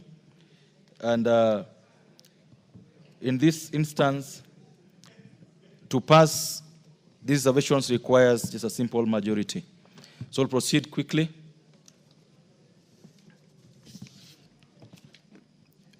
President's reservation to clause 2. I propose the question, members, that the President's recommendations to clause 2 be considered.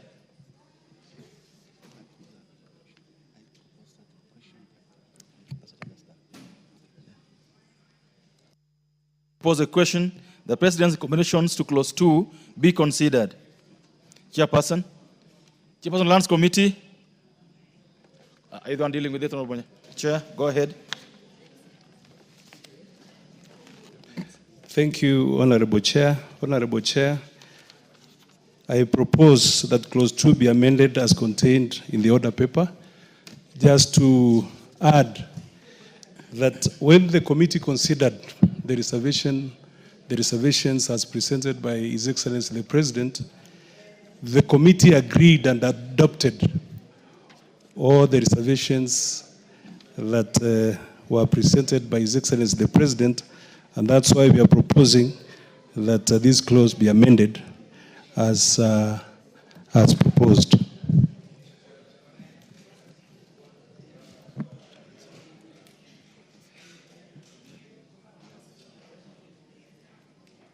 Members, I propose a question that clause 2 be amended as recommended by the Excellency of the President. Go ahead.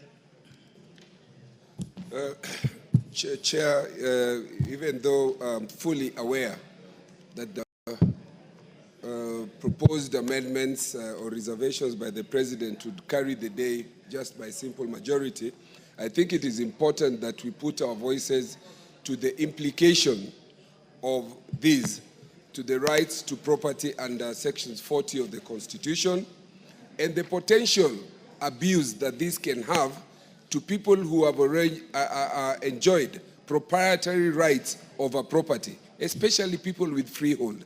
I think it is important that we consider the implication that this would also have on the economy itself, the banking industry where titles are held as security and collateral, and therefore, this amendment, the fact that we cannot raise 2/3, I think this House must be very cognizant of the implication that this would have to proprietary rights and to the economy and the industries. I would oppose it. Thank you. Member for Loima, you want to speak to this? All members, I therefore put the question that clause 2 amended as recommended by the President. Will last minute opinion say aye? Will last minute opinion say nay? The ayes have it. All members, it therefore goes without saying that the President's reservations and recommendations to clause 2 are carried.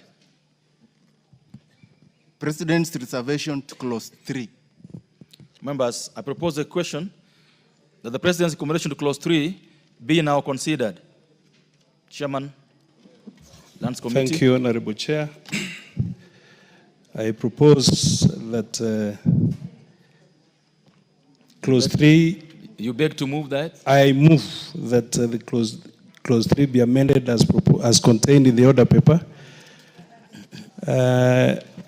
Chair, what we have is just about clarity and aligning the clause to the Constitution.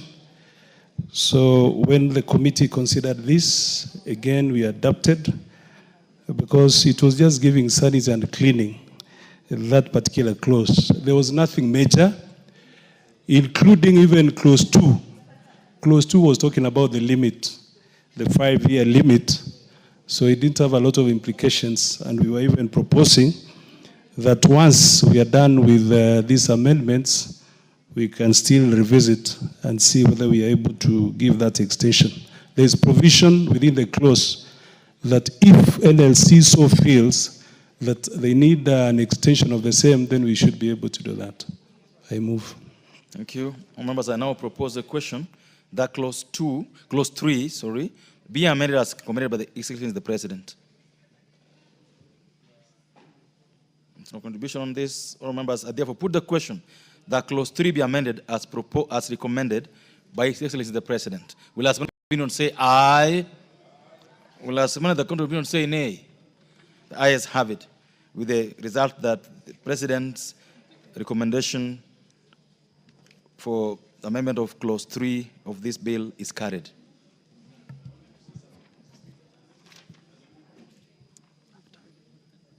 We've already put the question, sir. So after.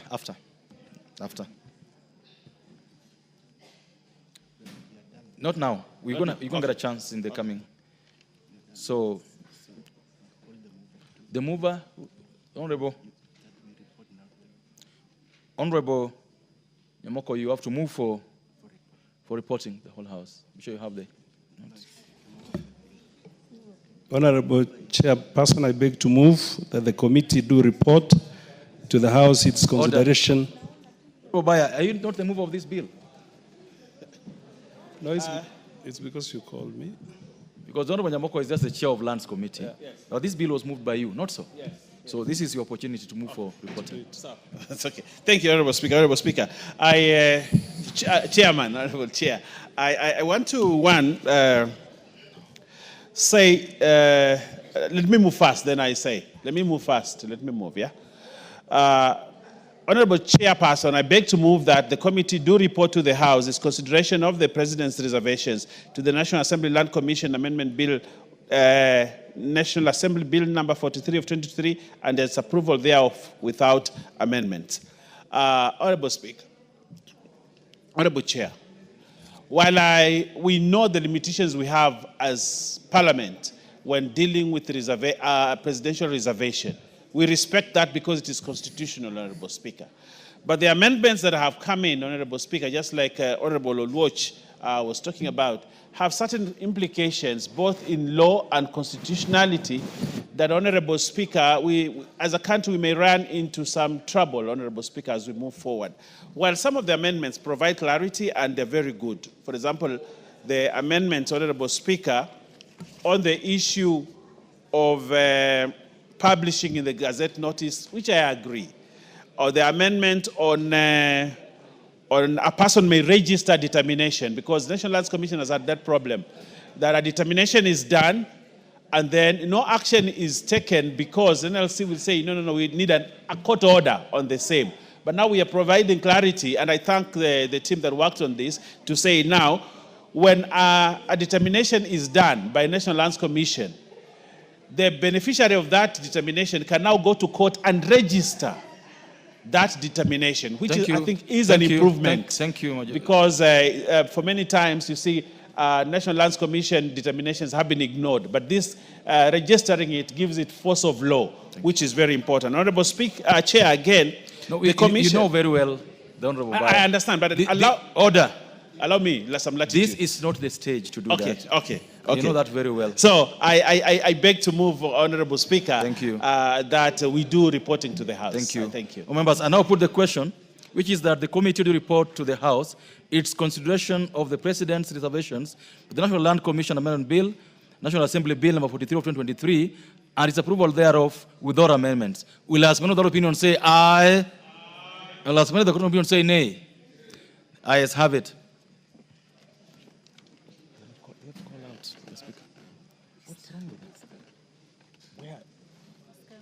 But you should call him. Can you call the Speaker out? Members should be notified of his coming. But members should be too. Honorable members, Mr. Speaker. Okay.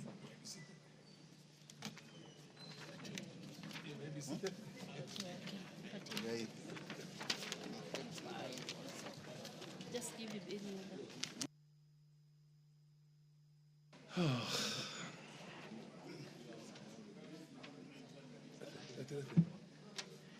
Is that where?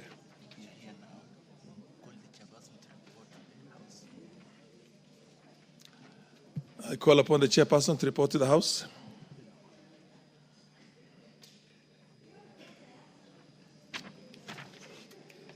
Honorable Speaker, I beg to report that the Committee of the Whole House has considered the President's interventions, the National Land Commission Amendment Bill, National Assembly Bill number 43 of 2023, and approved the same without amendments.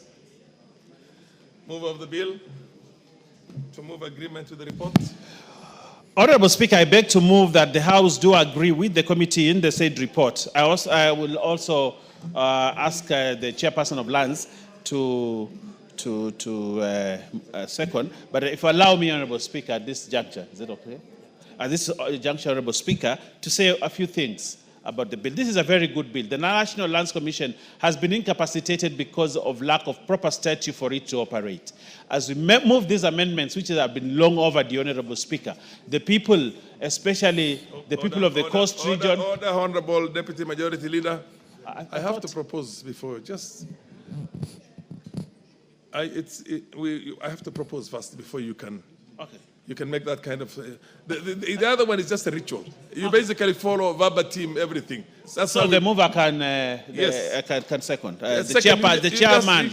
You just say that chairman you to don't second. agree and then seconded. Yes. Thank you, Honorable Speaker. I second. Honorable members. Honorable members, I propose a question, which is that the House does not agree with the committee in the said report. Yes. Yes. Honorable Speaker. Yes, you are allowed now. Yes. So, Honorable Speaker, like I was saying, this is a very important piece of legislation, Honorable Speaker, that will give power to the National Lands Commission now to start reviewing grants which had been halted because of the expiry of the period of 5 years. Secondly, Honorable Speaker, we are also giving the National Lands Commission the power to handle historical land injustices, Honorable Speaker, which had been stalled by the fact that the law had expired because there was a limitation that had been put in the statute, Honorable Speaker. And therefore, Mr. Speaker, I want to urge the National Lands Commission, as we give them this power to do their work, there has been cold feet around giving National Lands Commission power because sometimes they override the power and put in some injustices, Honorable Speaker, as they handle injustices, Honorable Speaker. So I want to ask them to start work. Let the people of the Coast Region, let the people of Western, let the people of Nyanza, let the people of Nairobi, who, Honorable Speaker, for a long time have suffered historical land injustices, now get justice because we have given them the law and the power to do it. But, Honorable Speaker, I will feel very bad as a mover of this bill and as initiator of this process that they sit on the powers and do nothing until the time lapses again, Honorable Speaker. We want them to move with speed. And I want to ask the chairperson here, a very good man, who deserves another term in this parliament. He has served his people very well, the Honorable Nyamoko. He's done very well. And he's served the Committee of Lands in this House very well. And my brother, you deserve another term. And I'll ask the people of your constituency, Kuria, to ensure, North Mugirango, to ensure that they re-elect you because of the work you have done, to give them power, Honorable Speaker, for historical land injustices to be had. But, Honorable Speaker, as we do this, we would like your committee, Honorable Speaker, to chair, to give them more money, more resources. The fact that they have the power and the statute and the law on their side, Honorable Speaker, without funds, without money, they will do nothing. So many times the National Lands Commission is underfunded. And if it is underfunded, Honorable Speaker... Order. Somebody's on a point of order. What's your order? What's your point of order? Thank you, Mr. Chairman. The MP for Isiolo South. Yes, the deputy majority leader mentioned the coast region and any other parts concerning historical injustices. Historical injustices covers even our part. In the northern part of the country, including Isiolo, is also covered. Please mention even Isiolo. Okay, Honorable Speaker, and I want to ask that there are people to hear you because you are a very good representative. You have to remind, actually what you've done, Honorable Speaker, this member of parliament for Isiolo will get another term because he is very concerned about his people. I want to say, Honorable Speaker, the people of Northeastern have suffered historical land injustices. Northern Kenya. Northern Kenya have suffered historical land injustices for many years. They have lived without titles. They have lived on land that other people claim is their land, Honorable Speaker.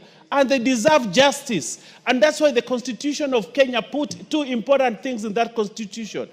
One, that historical land injustices be reviewed, Honorable Speaker, and also they put the Equalization Fund so that the region of Northern Kenya, Honorable Speaker, can be at par with the other regions, Honorable Speaker. And if, Honorable Speaker, we do not handle the issue of land injustices, there is no way even Equalization Fund can bring equality. Land ownership and land tenure system, Honorable Speaker, is what we require first for us to advance our societies, our communities.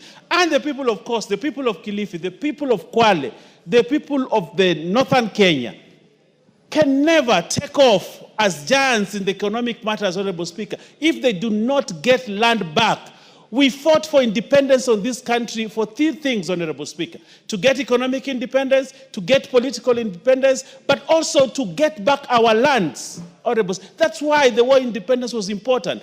But some regions, Honorable Speaker, got 2 things, got 1 thing only, political independence. But they have been denied economic independence and they've been denied their land.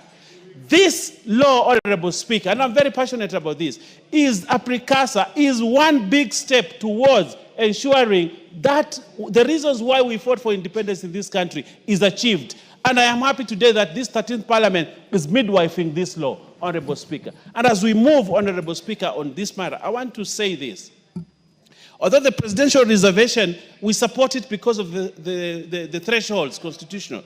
But there is one thing, while I will agree with it, but principally, Honorable Speaker, the Supreme Court ruled you cannot limit a right by virtue of time.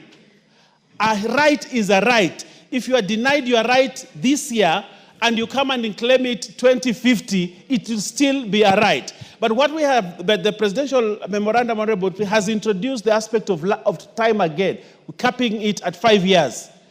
So if something was done to me and I come to realize this was an injustice 10 years from now, what do we do? And the Supreme Court made a ruling, Honorable Speaker, that we cannot deny a right, somebody's right by virtue that time has elapsed to lodge a complaint. But because of the constitutional thresholds, we cannot overturn. But I also like what they have done. They have said Parliament can review and give more time. Although it's not something that I really wanted. Deputy Majority Leader, but I want to say, I want to thank this Parliament. I want to thank you, Mr. Speaker, for allowing me the time to speak. I know when I talk about Northeastern, it touches you, your heart. And I want your heart to continue to be touched, Honorable Speaker, by such things. Otherwise, I rest my case and I thank you, Honorable Speaker. Order. Are you on a point of order? No. At this stage, it's allowed, yes, but only a small leeway. But if you insist, and you all want to be watched by your constituents back at home, I'll allow the Honorable, the Narok MP and Karole Omondi. Are you asking for yourself or are you asking for somebody else? Are you okay? Proceed, Honorable Oluoch, and then followed by Karoli, and then the MP for Narok. And honorable order. Honorable members, and please just take a minute. I know it's a very touchy issue. That's why the chair is willing to give a certain leeway. And land is a very passionate thing in this country, and it rightfully is. But let's just take 1 minute all so that we can conclude this matter. And Speaker, I want to thank you. Is that Tandaza at that end there? Honorable Tandaza? Gatana, okay. Proceed, Oluoch. Thank you, Speaker, for allowing us the latitude to speak on this very emotive matter. And while I have no problem, absolutely, with Honorable Bayer and why we need to extend the time to deal with historical injustices, land injustices, my problem would be the expansionist nature in which the presidential memorandum has been crafted. Because if you allow this the way it is, to review all grants and or dispositions of public land, I have a particular case that would be affected by this, some of which is ancestral land, land that is under freehold, and I'm talking in respect of my own father, biological father, an 80-year-old guy whom the Kisumu County government has been trying to use through craft of interpretation to try and review leasehold that Kanyakwar people, and I think the Honorable Nyikal, owns land in the place where I am talking about. Land that has been ancestral, freehold, but which under craft of interpretation and expansionist way of looking at this may not be classified as dealing with historical injustices.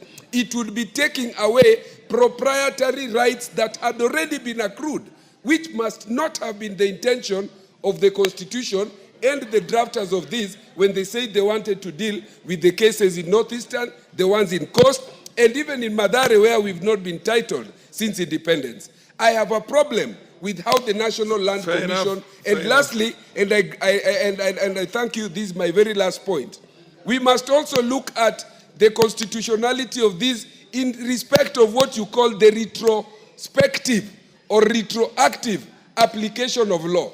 How do you pass a law today to roll back the rights that have been accrued 20, 30 years ago? Fair enough, Karoli. Thank you, Right Honorable Speaker. When this is not a new clause, actually, it was there before. And the reason why it was there was to deal with illegal disposition of public land that had occurred before the new constitution of 2010. So what we are trying to do is to give it another 5 years to exist. The problem is the sunset clause was introduced so that there can be certainty of legal titles as a function of the general economy. And by keeping to extend the sunset clause, we are creating uncertainty. So we need to be very sure, what is it? There must be something that somebody forgot to take to the attention of the Commission for review. And it is something to do with public land, but it has been misinterpreted even to lay claims on certain parcels of land owned by various other bodies. And even though, the minority leader was talking of a right that should not be limited by a fluxion of time, surely equity only assists the vigilant and not the indolent. You must assert your rights within a certain period of time for that certainty to be there. And even though we are passing it, I think we need to be very clear that it cannot go ad infinitum. At some point, this provision has to be exited so that there is certainty. Because if you have not claimed that your rights were violated for 100 years, surely, what have you been doing? Sleeping on your rights. That's what I wanted to correct. Fair enough. Yeah. Honorable, maybe this window of correcting was not there before. It's only there now. Anyway, the Honorable MP for Narok, you only enjoy a right when you get the window. Thank you, Mr. Speaker. I also wanted to weigh in on this matter, Mr. Speaker, especially, as legislators, the law allows this House to do all the legislations. And it is only this House, Mr. Speaker, whenever there is a memoranda sent by the President, it means it was a failure on our part to ensure that we do a law that is in addendum with almost everybody. So, Mr. Speaker, what I'm only asking the chair, the lands chair, is that let us implement the law as it is, as it has been sent back, and let us ensure that all the land matters. It is unfortunate that at this age and era, Mr. Speaker, we still have squatters in this country. We still have people who are living on their land without titles. We still have people whose cases have been pending in courts and has never been reviewed, Mr. Speaker. So I think it is an opportunity for the chair and this House, Mr. Speaker, to ensure that all the landless people in this country are settled. All those people who have cases in courts for land cases, Mr. Speaker, are settled. All those people who are living on land without titles, Mr. Speaker, are titled so that people can also live peacefully. Because, Mr. Speaker, thank you, Mr. Speaker, I think most of the issues that we have been having, clashes, conflicts, are because of land. Mr. Speaker, let us sit as a House and clear those matters so that we can have Asante Bwana Spika. Hiki kipengele ambacho tunakifanyia marekebisho kilikuwepo, lakini tunataka kukipatia nguvu zaidi. Kumekuwa na dhulma za kihistoria za mashamba, hususan pwani. Watu wengi mashamba yao yamekuwa yakichukuliwa bila wao kujua. Sasa hii tume ya kitaifa ya mashamba imepatiwa tena nguvu ya miaka 5 kuchunguza vile dhulma za mashamba zimefanyika miaka mingi. Wachukue muda huu sasa, kwa sababu ule muda waliopatiwa ulikuwa umeisha. Wachukue muda huu kuhakikisha kwamba Wakenya ambao wamedhulumiwa hasa mashamba yao wanaweza kupata haki katika huu muda wa miaka 5 ambao tumepatia. Wasisubiri mpaka miaka 5 ishe alafu ndo waje tena bunge waulize miaka 5 mingine ya kuwa wanataka kufanya kazi hiyo moja. Asante Bwana Speaker. Mheshimiwa Professor Nyikal. And then the very last one, the MP for Isiolo South. Thank you, Mr. Speaker. Mr. Speaker, this is not in reference to what Honorable Watch said, which is also a fact. But, Mr. Speaker, I think this is a double-edged sword in the hands of the National Lands Commission. Whereas it is quite acceptable, and I agree that where there were historical injustices, there should be opportunity to review. But it also presents opportunity for abuse, where land that actually had been owned, the proprietary rights who have been there for years, now can be claimed back. And my concern, and I want to say this for the records, my concern are public institutions, particularly schools, police stations, and so on, where community members long time ago actually gave land for schools to be built, for police stations to be built, and other institutions and colleges. And now, we have had cases where actually grandparents or grandchildren or grandchildren are now coming up to say that we were not consulted this land, this was the only land, and therefore, as a family, now we are landless, and this was given to the public. And now it's being used as such. Now, these are cases that can actually be very deleterious and cause a lot of problems to public institutions. So I think the Land Commission is behoved to now look at this very, very carefully and protect the rights of institutions and individuals that may be affected. MP for Isiolo South. Thank you, Mr. Chairman. Mr. Chairman, I interjected, I tried to get through point of order when the majority leader was talking. And he was touching about other districts, counties, which have problems, have had problems of historical land injustices. The reason why I jumped up is simply because we, the Northern Kenya, will be faced by the same problems. And it has started with Isiolo. Isiolo being next to the developed world, I can call in quotes. We are getting that problem now. The land has been, our land has already been, we had undergone historical injustice at independence, immediately after independence, when people were giving, the first commission was formed.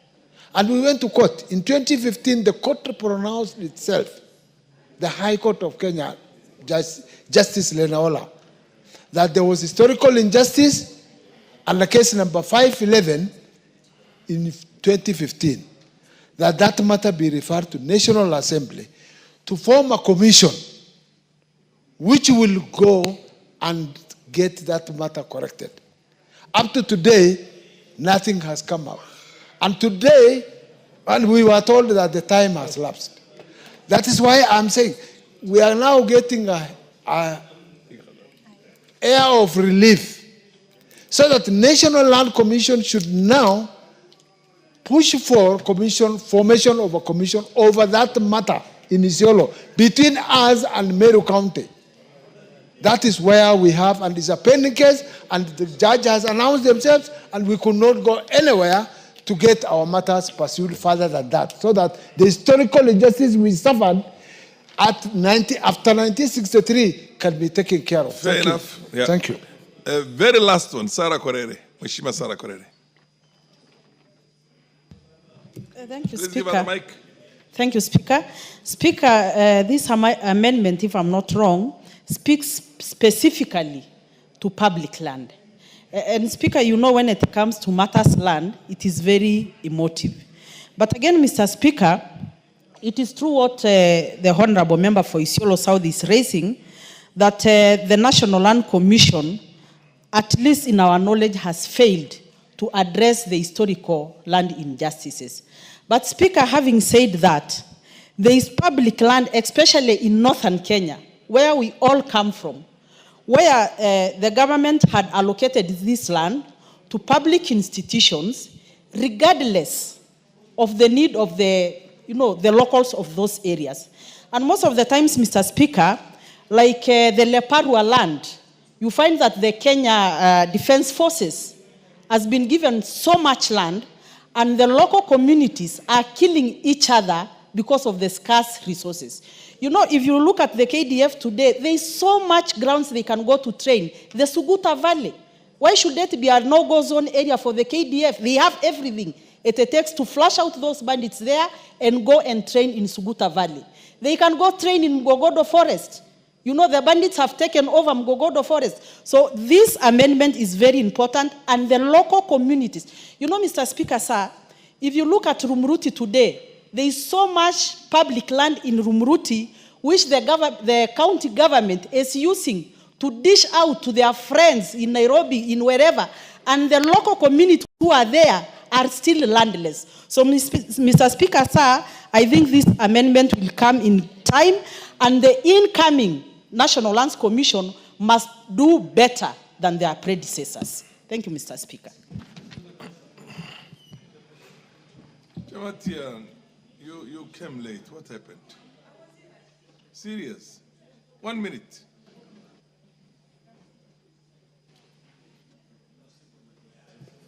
Thank you so much, Mr. Speaker. I also want to add my comments on this, that if you look at largely pastoralist land, it is always equated to public land, and it's many times underutilized.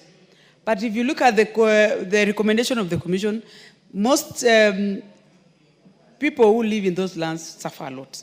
In question, we have people who have lived in this land, mainly foreigners. Like in Baringo, for instance, at Laikipia, we have one tract of land owned by one Cookie Coleman. Sometimes it's historic, but the effect that always is brought to the community is so much. I think the Commission should do better in considering the realities of the day at the expense of the, rewarding and giving people land, or adjusting their recommendations and laws that might many times affect the people who are in those lands, and calling it public land. It's not public. It is always people's lands. Call public because probably it's not owned privately. Thank you, Mr. Speaker. Okay. Honorable members, I now put the question, which is that the House do agree with the committee in the said report. Will as many of the opinions say aye? Aye. As many of the contrary opinions say nay? The ayes have it.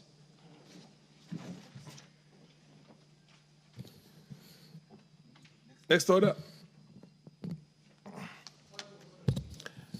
Who is on a point of order? The MP for Isiolo South. My order, mine is something different. I think almost a month ago, before we went on recess, the last recess, I raised the question about insecurity in Isiolo. And that matter was referred by the Speaker that it should come up, the answer should come up 1 week after the recess. And we are in 2 weeks. We are in 2 weeks now after the recess, that recess. I want to bring to your attention at least... The Honorable Tubi. Yes, sir. Whereas I do understand and appreciate the gravity of insecurity anywhere in this country. Whereas I do understand that challenges are many in Isiolo. This was supposed to have been raised at order number 7. Sorry? We're now on order number... No, I'm just trying to bring that matter should be brought up because Yes, it has but delayed. You should have raised it at that time. It has. But nonetheless, nonetheless, honorable members, I've heard you. Is the chair of the committee in the House now? He is not in the House. Is a member of the committee in the House, any member of the security, the parliamentary committee on security? Is any of the leadership of the House here? The Honorable Deputy Majority Leader. Yes, when do we have that statement? Let me Could promise you say you. as early as tomorrow? Tomorrow, I may not vouch for tomorrow, but before we go on recess, you'll have your report. Order. Honorable Baya Owen, people who are dying cannot sit back and wait for recess. Recess is when? Recess is Tuesday. The next Tuesday. Thursday. This Thursday. So we only have tomorrow and Thursday. Honorable Oyambaya, I direct that you look for a chairman of the committee, and let's have this answer tomorrow, the very latest in the afternoon. If you can get it in the morning, so much the better. Much obliged, my speaker. Thank you. Next order.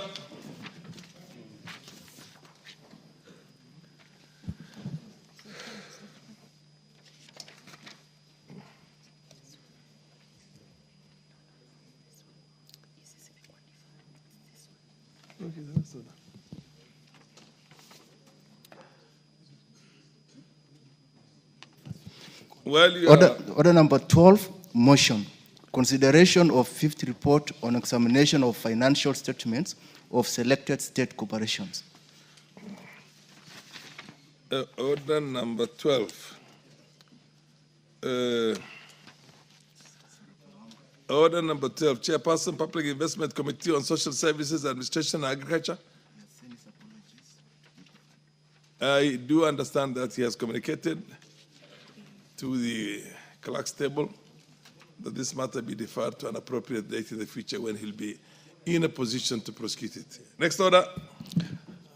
Order number 13, the Computer Misuse and Cybercrimes Amendment Bill, National Assembly number 41 of 2024. Second reading. The Honorable Aden Mohammed, MP.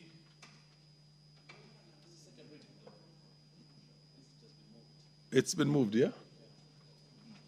It's not been moved. It's not been moved for second reading. That's the information I have. This has to be deferred also to an appropriate date when the Honorable Aden Mohammed will be in a position to move this second reading. Before I go to the next order, order number 14, I want to recognize the very important guests we have. I want to recognize the presence in the public gallery of students from, is this Uchweni? Yes. From Uchweni Primary School, Daraka Nidi. Where is the member of parliament for Daraka Nidi? I thought I saw Murugara here just a few minutes ago. In the absence of Murugara, I would call upon the majority leader to give a word of encouragement. Owembaya, to give a... Yes, give a word of, what do you call it, recognition and encouragement to the children from Uchweni Primary School in Daraka Nidi, which is a very arid place. Thank you, Honorable Speaker. Honorable Speaker. They need all the encouragement, yes. On behalf of the leadership and on my own behalf, I want to welcome the students from Tharaka.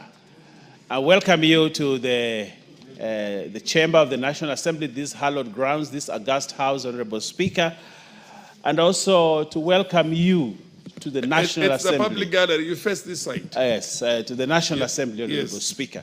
Honorable Speaker, Tharaka reminds us of very interesting things. But one of the things is Tharaka has given us the Deputy President of the Republic of Kenya. And I want to encourage the children, just like our Deputy President, Professor Kithure Kindiki, who sat in this house, Honorable Speaker. We look forward, Honorable Speaker, to you one day coming to this chamber, work hard on your studies, play smart, do your best, and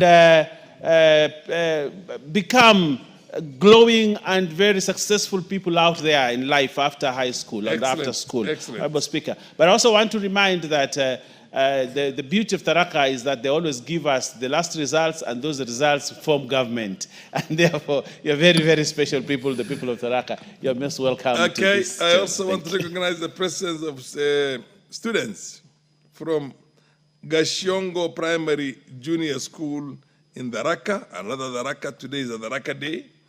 And then Michesethiu Primary School and Junior School from Bere North in Embu. And Chengalo, Chereber school from cases in Uasin Gishu. Now, I am looking for a lady to give those words of encouragement. And under circumstances, I think you proceed, Honorable. Chamatian. Give her the mic. I'll give that school. The other one is in the speaker's gallery, but that will be done by somebody else. And I'll call on the MP for Imiru Adikir. Thank you so much, Mr. Speaker. I also want to take the opportunity to welcome all the students and pupils in the gallery, public and the speaker's gallery to this August House. I want to tell them that everything is possible. You work hard, and success is very intentional. Everything you do today in school, at home, is going to reflect the future of your life. As you go back to school, make sure you always give it to your best.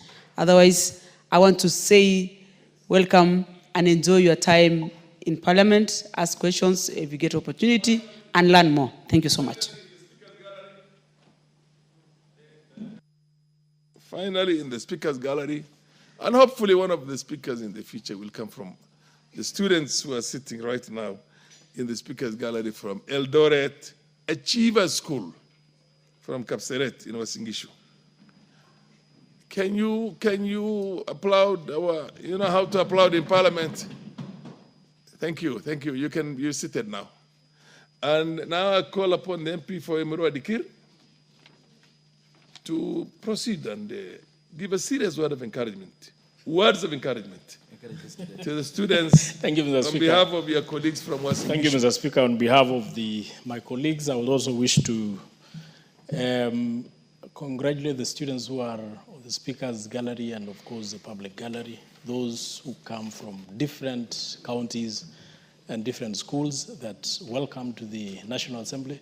This is a place where they make laws. This is a place where they run almost the whole thing.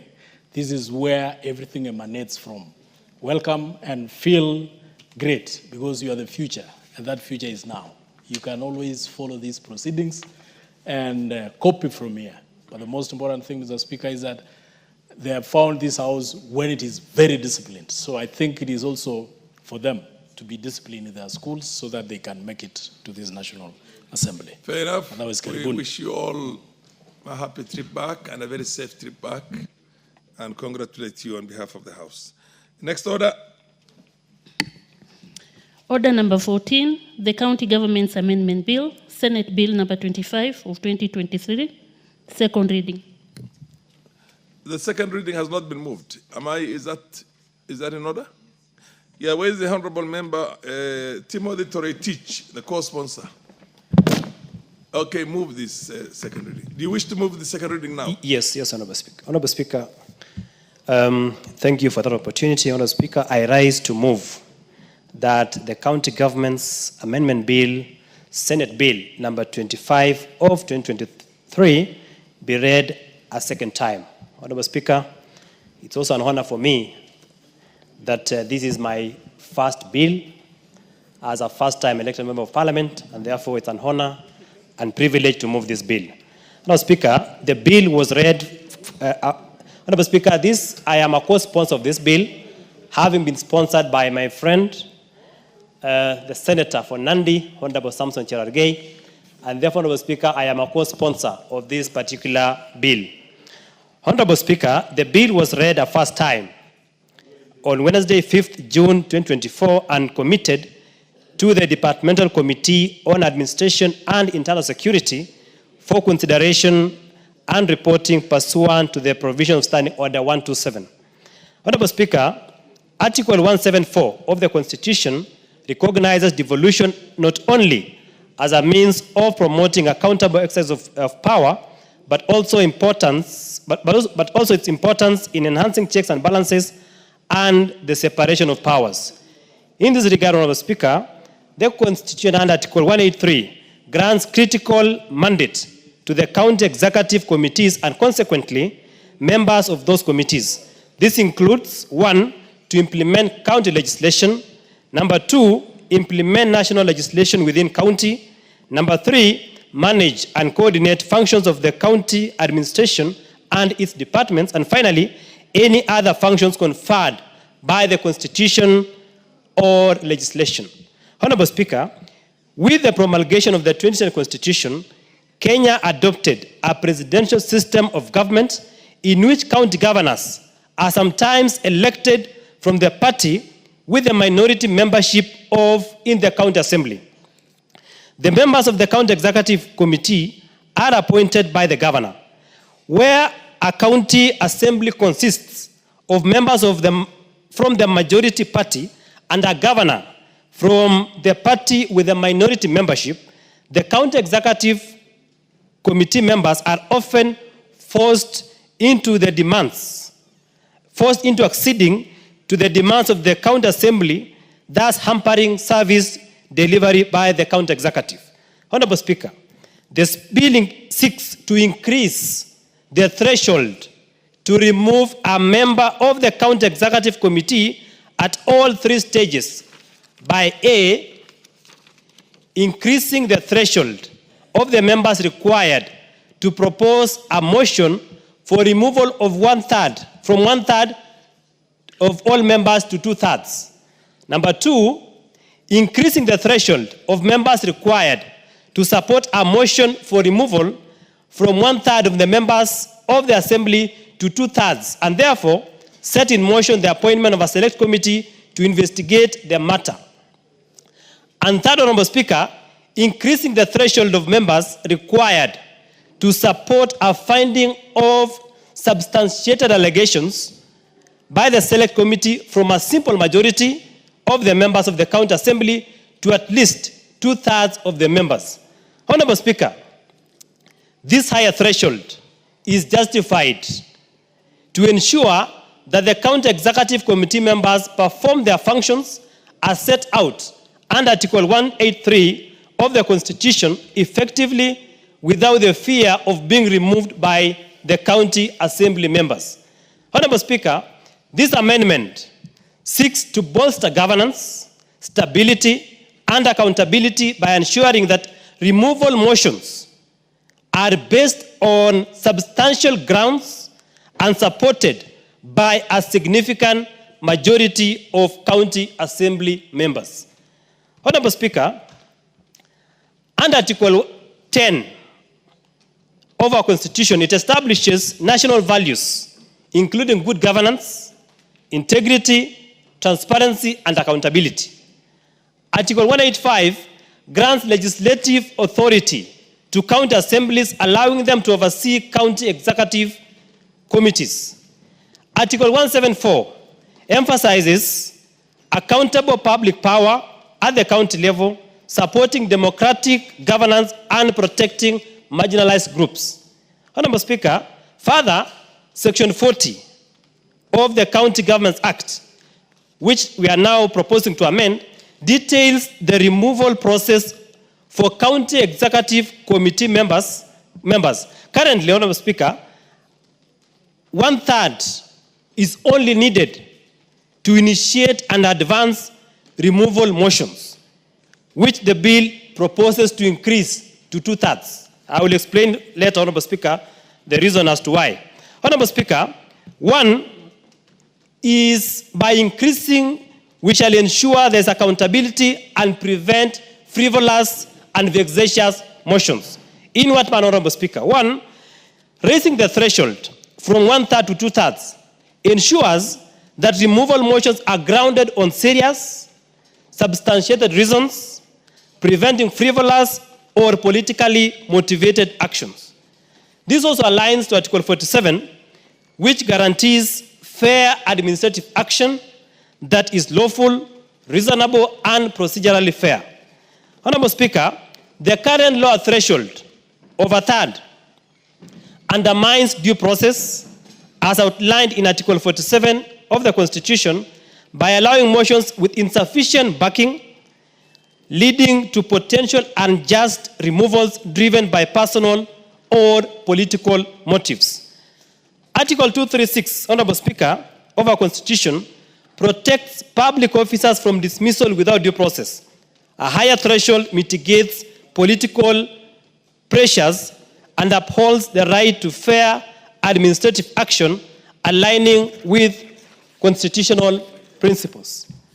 Honorable Speaker, if you compare what we are proposing with what we currently have, the national standards, the bill's proposed threshold is consistent with the removal process of cabinet secretaries under Article 152, which requires 1/4 of National Assembly members to initiate and a majority to remove. This consistency ensures regular standards for both national and county governments. Honorable Speaker, but given the localized and politically charged nature of county assemblies, a higher threshold is justified to prevent manipulation. Honorable Speaker, I want to cite a case example from one of the county assemblies in this country. That is, I want to give an example of Elgeyo Marakwet County Assembly, Honorable Speaker, which has 30 members of county assembly, MCS. Under the current law, which is a third, only 10 members out of the 30 are needed to propose a motion, and a simple majority of 16 is needed to pass it. Honorable Speaker, with the proposed amendment of 2/3, it will therefore mean that for that county assembly to remove that governor or to initiate the process of removal, 20 MCAs will be required to propose and pass the motion, and this ensures broader consensus and reduces the risk of politically motivated removals. Honorable Speaker, I have given an example of a county X, which has 30 MCAs. What the current law says is you only need a third to initiate the process. A third of 30, Honorable Speaker, is 10. What I'm proposing, so that we avoid manipulation of governors, we increase to 2/3, which in that county X becomes now 20 instead of 10. Honorable Speaker, someone has given an argument that, but the national law, our constitution in terms of removal of a CS is 1/4. Honorable Speaker, the argument is the National Assembly has 349 members, and therefore will require a larger support base for similar motions, mitigating local political pressures. County assemblies with fewer members are more susceptible to political maneuvering, necessitating a higher threshold for fairness and stability. Honorable Speaker, currently to remove a CS, to initiate, the number is 1/4. So 1/4 is 88. That one has a higher political base and even political affiliation in terms of party compared to fewer numbers in our county assemblies. Honorable Speaker, what is the justification on localized politics? Justification based on localized politics to prevent local political manipulation. County assemblies operate in localized political environments where personal rivalries can influence decision making. A higher threshold, therefore, reduces the risk of removals based on local politics rather than genuine governance issues. It also enhances stability and governance in the following manner: that a higher threshold ensures removal motions are supported by a significant majority, fostering stability within county governments, and this stability is essential for effective governance and the successful implementation of development projects. Honorable Speaker, from a judicial perspective, the Court of Appeal has opined on this matter in the following manner. The Court of Appeal has emphasized the need for procedural fairness and substantial grounds in the removal of public officers. In the case of the county government of Nyeri versus Cecilia Wangeshi Ndung'u, 2015 EKLR, the court underscored the importance of protecting public officers, those are the CECs in this context, from arbitrary removal, thereby supporting the national rationale of a higher standard. Honorable Speaker, in conclusion, the County Government's Amendment Bill 2023 is a critical measure to strengthen county governance by raising the threshold of removing county executive committee members. This amendment ensures actions are well supported and aligned with the constitutional principles, enhancing the integrity and stability of county administrators while protecting them from undue political pressures. Honorable Speaker, in a nutshell, what this bill seeks, the County Government's Amendment Bill, the Senate bill, seeks to increase the threshold of impeaching a county executive committee member from the current 1/3 to 2/3. Honorable Speaker, this stems from the fact that there is a lot of manipulation of county governments or the county executive by the county assembly members because of the low threshold required to initiate the removal of a CEC or a county executive committee member. Honorable Speaker, under the current presidential system, where you have a county government where the governor is elected on a minority party or as an independent with a majority of the members of the county assembly from another political party. And therefore, the county governor will be susceptible to intimidations from members of the county assembly because of the the low threshold that is required to initiate the impeachment of a county governor or of a CEC member. And therefore, Honorable Speaker, to protect devolution, to ensure that motions are grounded on substantial grounds, there is need for this Honorable House to consider raising the threshold that is required to initiate and to subsequently impeach a county executive committee member. Honorable Speaker, that is the intention of this motion. That is the spirit of this motion. For that, Honorable Speaker, I wish to move the said motion and ask Honorable Karoli Omondi, the powerful and ranking member from Suba, to second.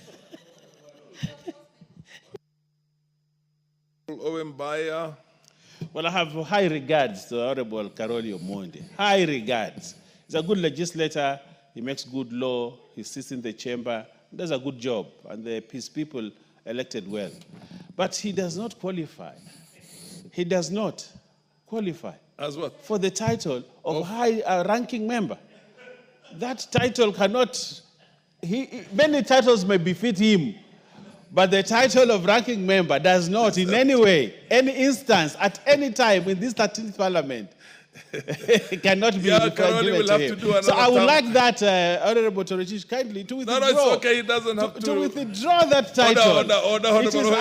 Order. That title can be assigned to you, Mr. Speaker. I do understand he wishes him that title, so don't withdraw a wish. Don't withdraw a prayer. What's your point of information? Do you wish to be informed? Yes. Does Oyemba wish to be informed? Please accept to be informed. Honorable Speaker, I think I need to bring this to the attention of the Deputy Majority Leader. Yes. That the member here is a potential ranking member.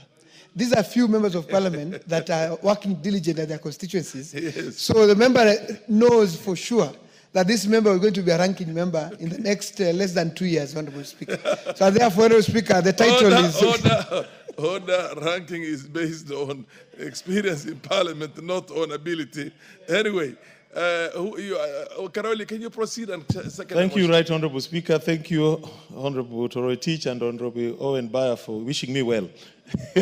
I hope I'll get there. Honorable Speaker, I rise to support this proposed amendment and to, the sponsor has very eloquently and elaborately explained the background of the bill and the reasons for it.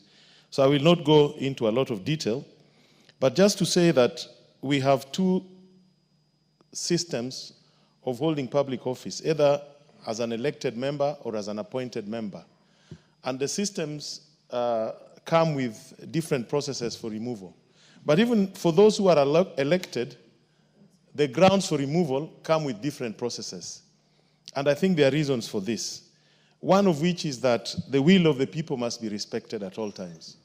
Because if you want to impeach a president or a governor, you are basically overturning the will of the people.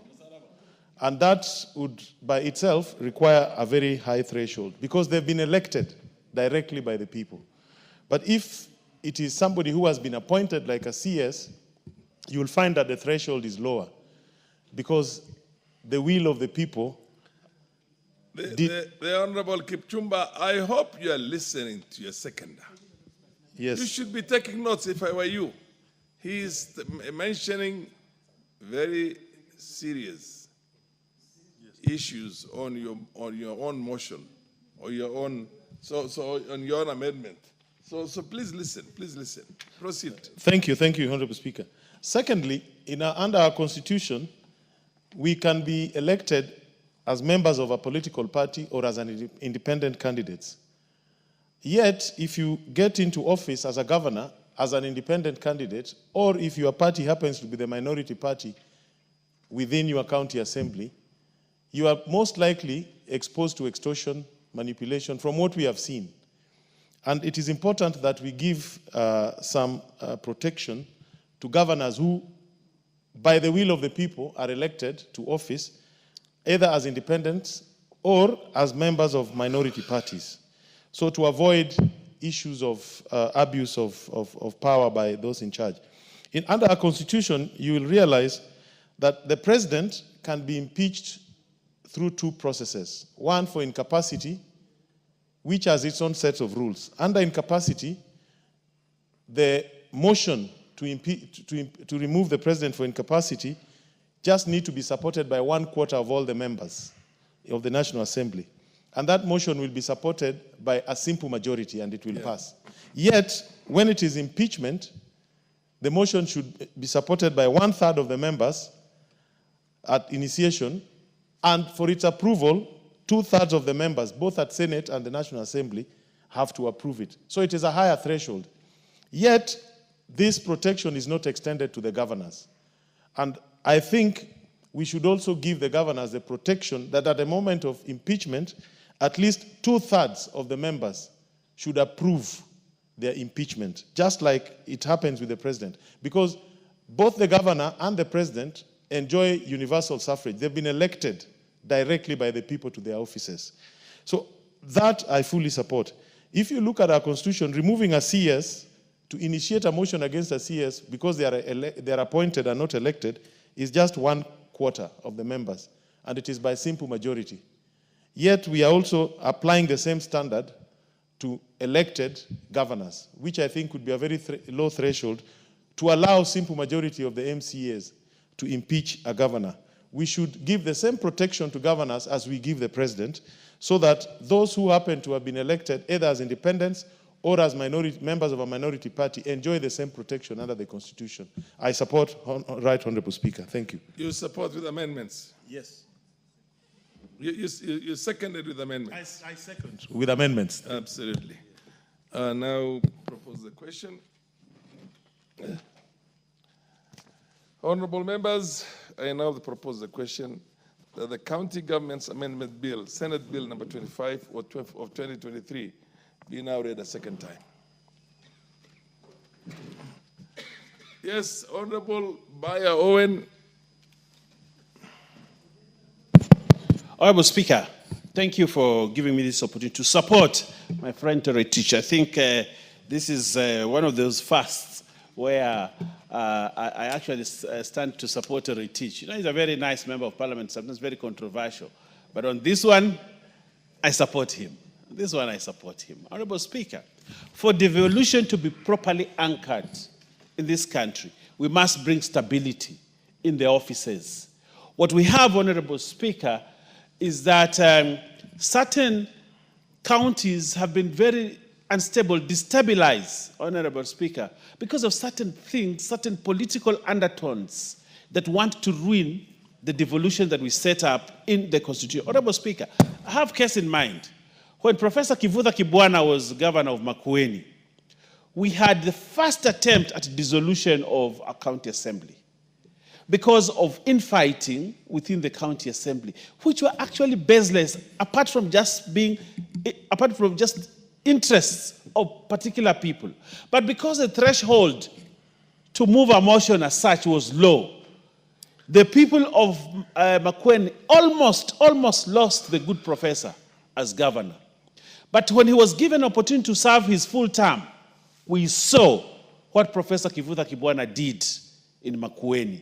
But imagine, Honorable Speaker, if Professor Kibwana had not taken the bold step to request for the dissolution of the county assembly, we would have lost him to just mandarins of impunity who are running around to want Professor to bend to their side. But Professor stood by his principle.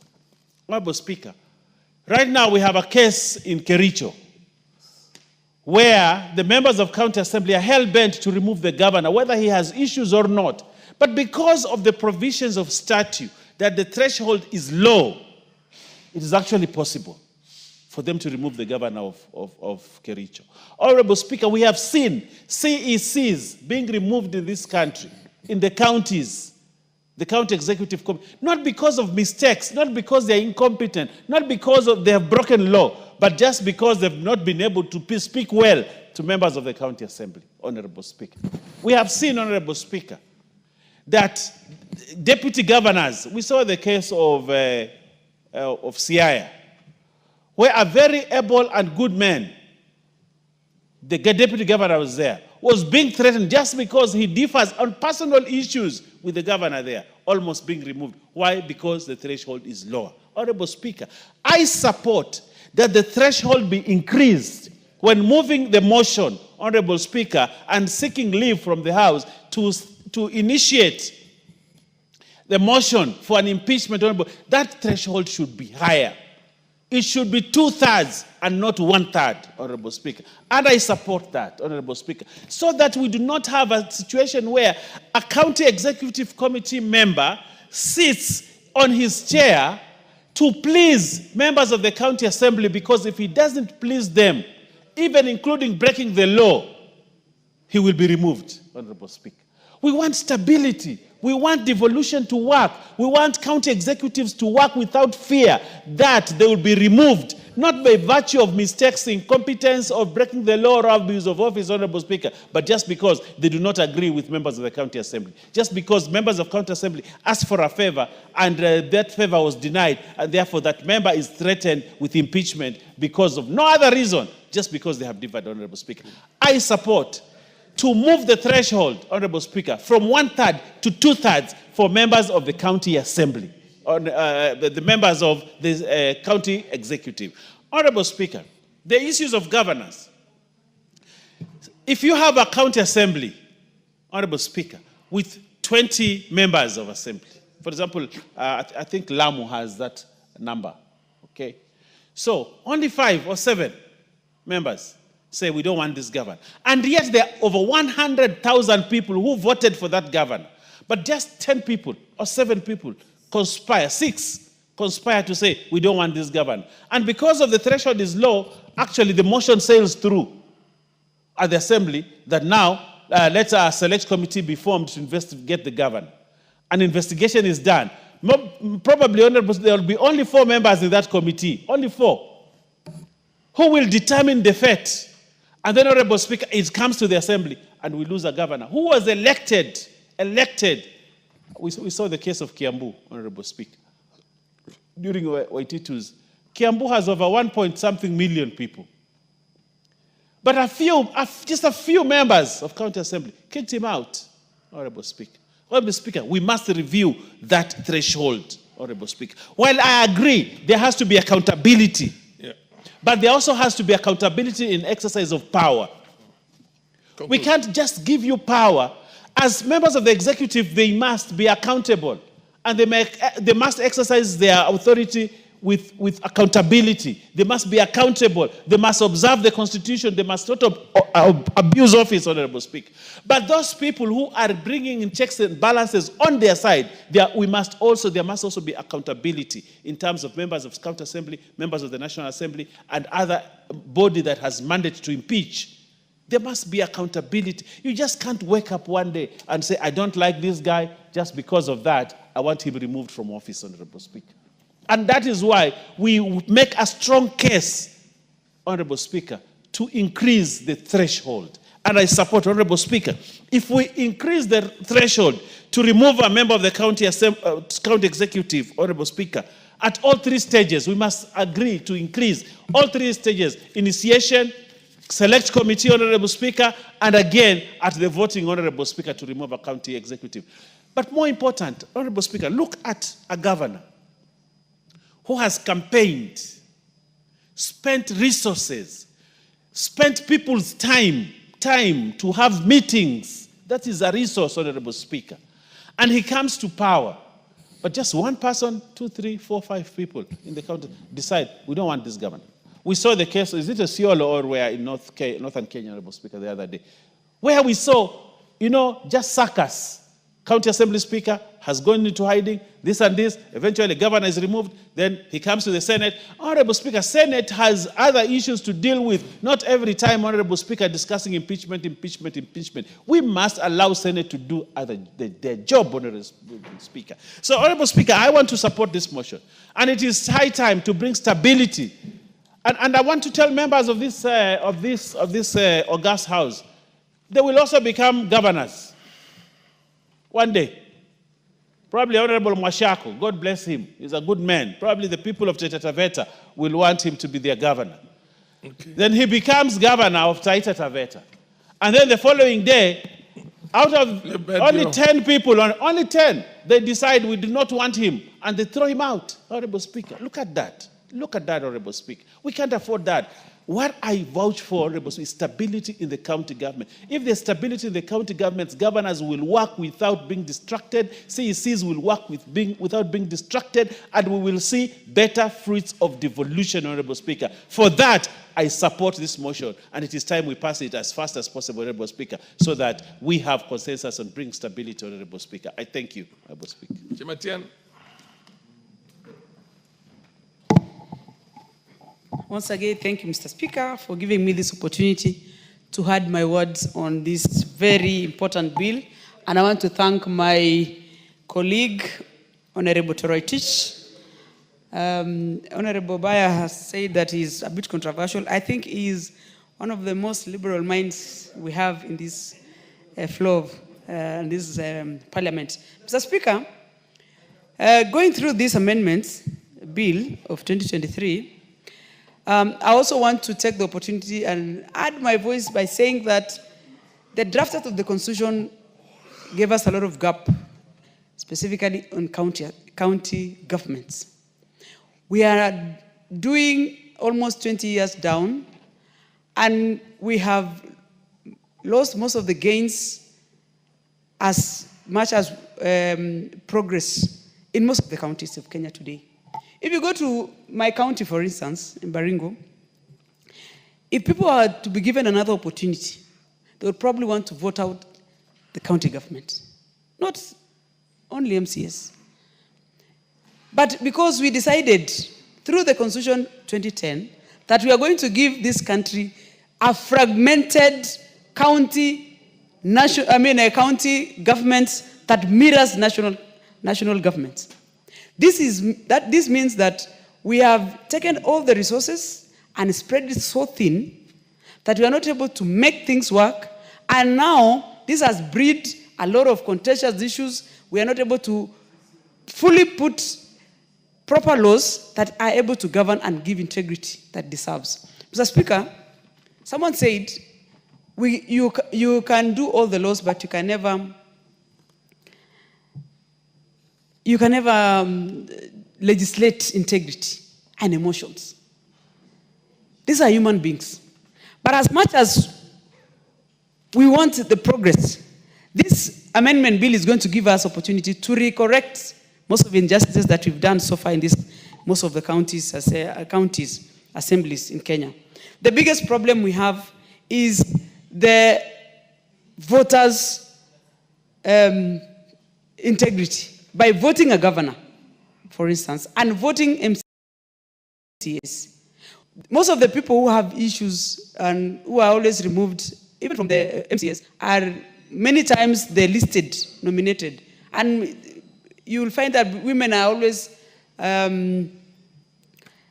victims of this, because they are mainly nominated, and it is easily to remove them because it is office or party officers that give them their, nominates them, and sometimes it's easy to remove. But this bill is going to help us move forward and make counties functional.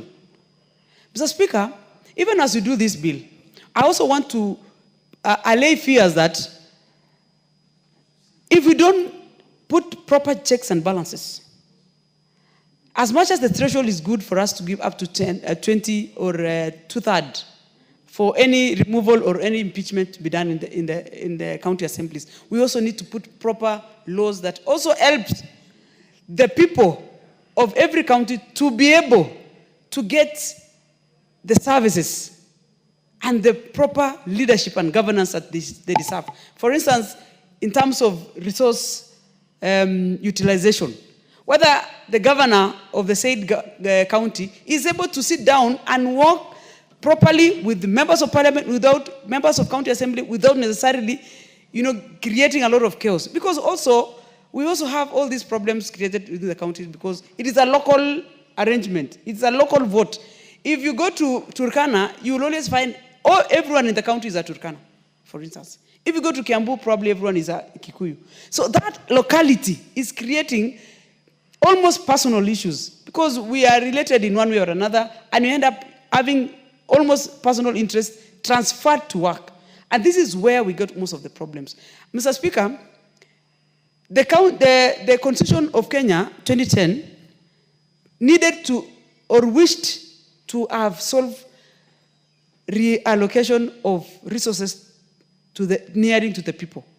But as it goes down, we are seeing that we are almost looking at devolving vices like corruption, nepotism, which contributes to this factor. So that it is easy for a member of county assembly or a few members of county assembly to raise issues because they are not interested with, or the governor is not one of their family or clan, something like that. And all these factors it also should, and I will probably want to ask my colleague, add more other reasons why we have a lot of instability in the county assemblies and county governments. Mr. Speaker, I want to also say this process is going to give us opportunity as a country to grow, and we will want to see this amendment giving us reasons why we should embrace the county government better. And for that reason, Mr. Speaker, I want to say I am fully support my colleague so that we have a better Kenya for all of us tomorrow. Thank you, Mr. Speaker. The MP for Wundanyi. Thank you, Honorable Speaker, for giving me this opportunity to add my voice on this important bill, the County Government Amendment Bill, Senate Bill number 23, Senate Bill number 25 of 2023. Honorable Speaker, I want to commend the mover of this Senate bill in the National Assembly for, boldly giving in details of what the bill is all about. Honorable Speaker, this bill is quite straightforward, but I want to say that our devolution in this country is a very important aspect of our democracy, and therefore we must hold it with a lot of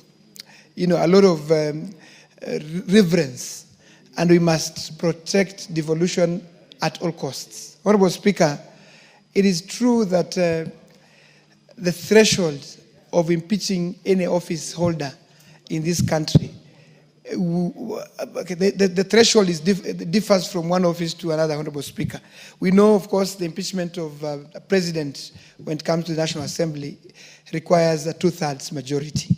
We also know that for us to initiate such kind of an impeachment, we require, a third of us to have signed that petition, Honorable Speaker. Honorable Speaker, we also know to impeach a governor in a county assembly, it requires just a simple majority, and the case then is referred to the Senate.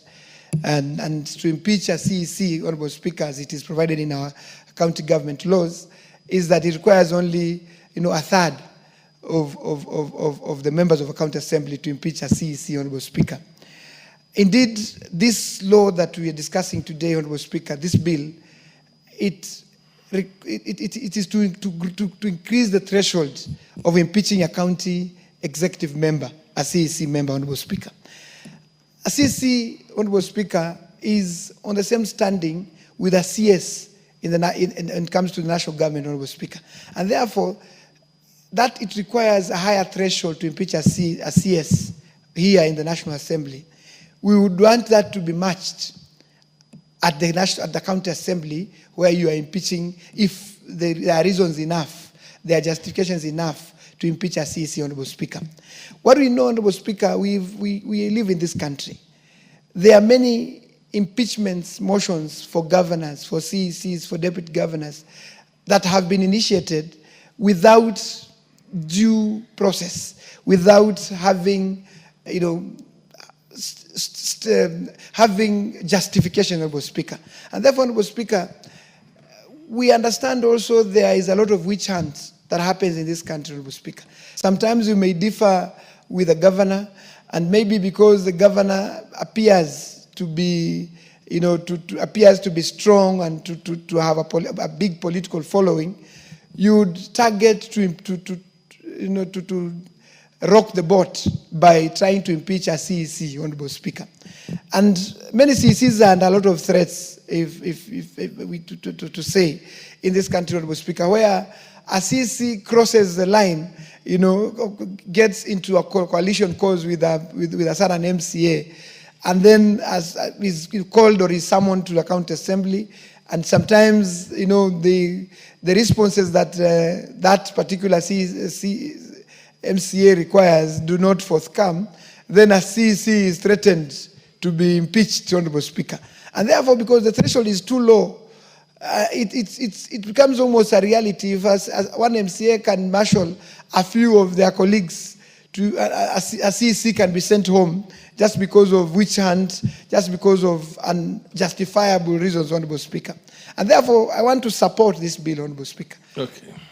Because it creates an environment that for you to start off an impeachment discussion in a county assembly, you must have, reasons beyond doubt that CEC, that governor, that deputy governor has violated either, the fundamentals of our constitutions, or the constitution, or he has committed, crimes. He has committed issues that are, are beyond what governance is all about, Honorable Speaker. And therefore, Honorable Speaker, I stand to support this bill in the manner that let's protect devolution.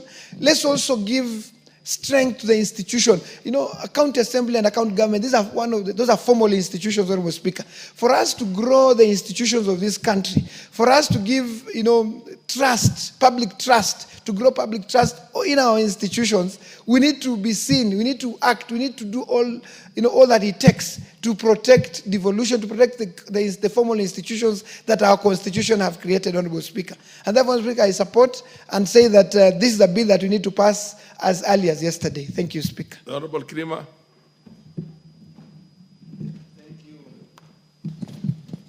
Thank you, Mr. Speaker, sir, for giving me this opportunity to contribute to this important bill.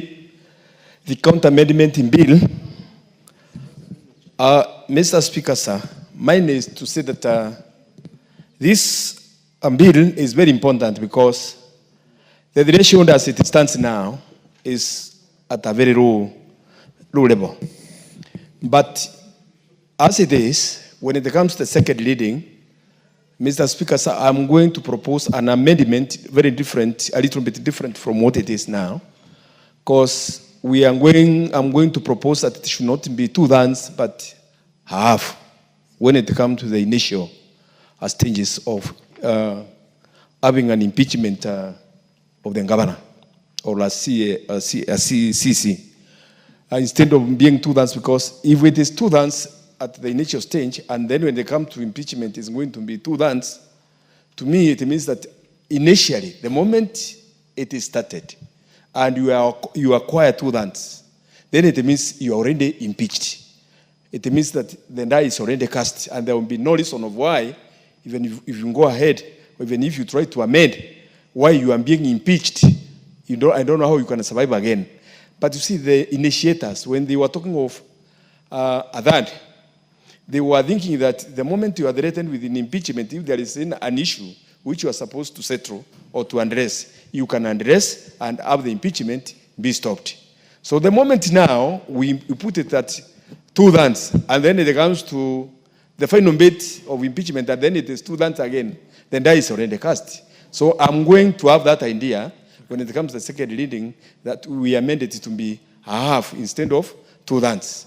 But Mr. Speaker, sir, further to this amendment, as I contribute, county government, after devolution, these devolved units have done marvelous. Let's be sincere. They have done so much because the way things used to be before the Constitution of 2010, things were very different when all resources were centralized in the central government. And Mr. Speaker, sir, because I know you also know very well that it depends with your relationship with the central government leadership for one to have development in any place. And by having decentralizing the resources as it is, even though it has its own weaknesses, sincerely things have been done. Because if you go now to rural areas, let's say like in my county, Meru County, you'll find that there is a lot of development, even though it may not be institutional development, but individual development. Those people who have been employed as CCs and other servants of the county, you'll find that there are buildings which are coming up. There is a lot of resources which are being spread in the rural areas. You find that people have big cars, people have developed personally. There is a lot of development compared with how it used to be before. The only problem is that as we developed the developments to the rural areas, Mr. Speaker, sir, we also developed corruption.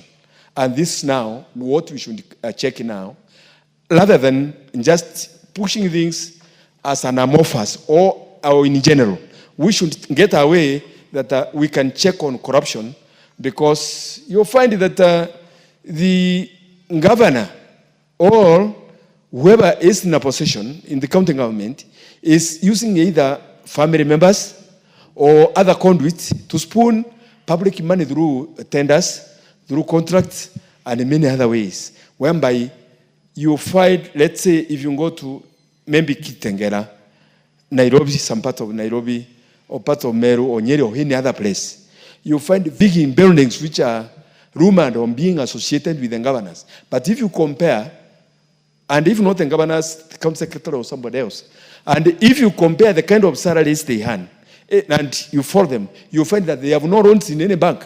You find that they have their salaries cannot match the kind of development they are carrying out, which means there must be a way out of how they are getting this money to develop or to carry out the big projects which they are carrying out. Hence, devolved corruption. And we check upon it. We should strengthen the institutions of checking the way the governors are carrying out their mandates, the way the governors are running out our resources, so that at least they can benefit the common man whom it was meant to benefit, but not individuals as it is these days. Because even if you find the governors as they have this devolved conference in Omabedi, you will not hear any of them coming with a topic of how to tame corruption. They will be talking of other things, but when it comes to taming corruption, it's only anti-corruption, which you'll talk about it, and it will finish with Nairobi office. For the anti-corruption is based in the branches it has. There are a few branches here and there, but they are not adequate enough. They are unable to settle, they are unable to tackle this problem. It is so rampant.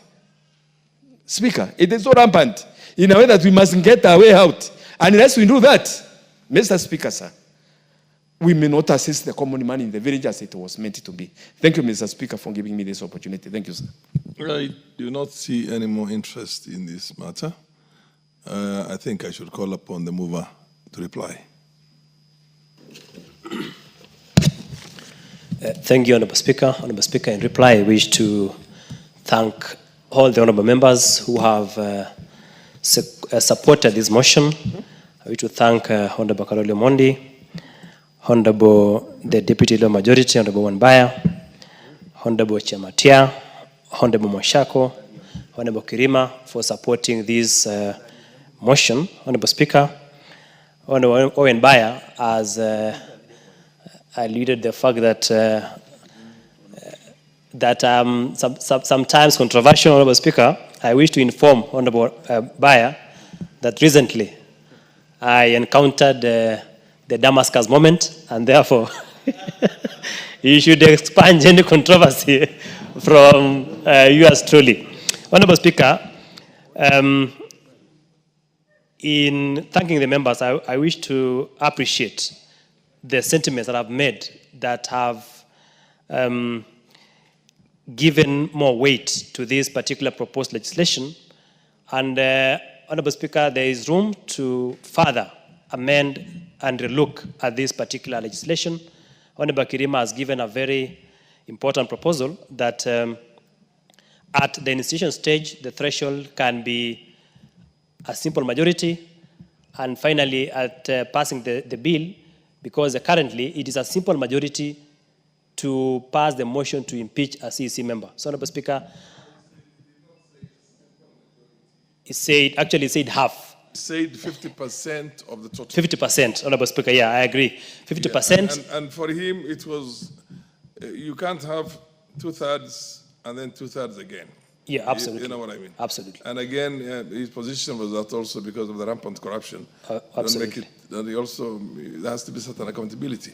But anyway, proceed. Yeah, well guided, Honorable Speaker. Honorable Speaker, yeah. that is some food for thought, so that at the initiation stage, we can have half of the members, and at the very tail end, to effect the impeachment, it is increased to 2/3, which is half plus one. Oh yeah, that is actually the proper interpretation is simple majority. Should be half plus one.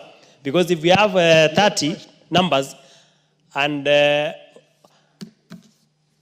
Honorable Speaker, the Deputy Leader Majority has given a very interesting proposition that it will not be safe to have half, because if you have, for example, 30 members, then you have 15-15, it will be a challenge.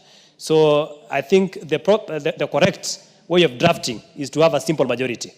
So, Honorable Speaker,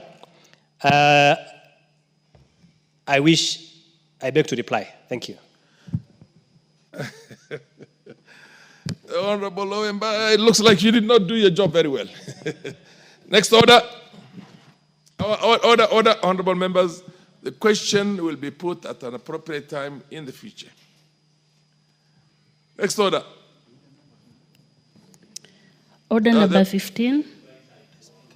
The Birth and Death Registration Amendment Bill, National Assembly Bill number 37 of 2024, second reading. Are you on a point of order, the Honorable Owen? Yeah, what's your point of order? Mr. Speaker, sir, the Speaker can notice that the outstretched column. Order. What did he say? Are you on a point of order? Can you approach the table and... Thank you, Mr. Speaker.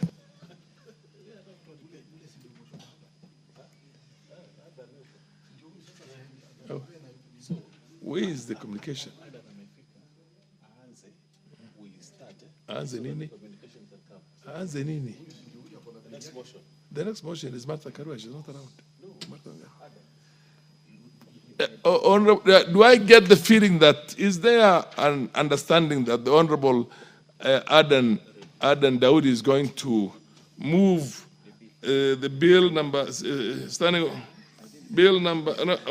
sorry.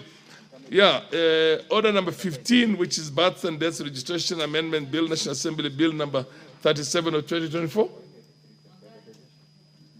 This was for Martha Wangari, but some people are trying to communicate.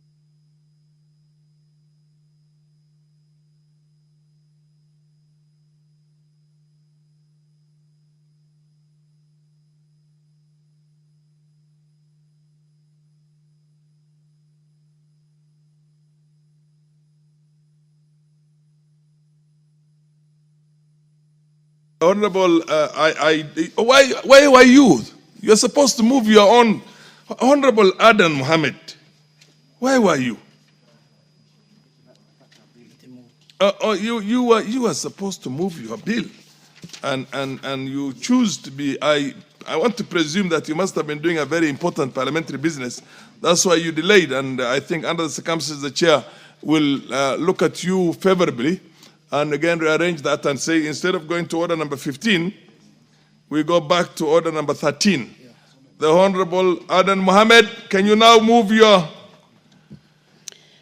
amendment bill? Order number 13, the Computer Misuse and Cybercrimes Amendment Bill, National Assembly Bill number 41 of 2024, second reading.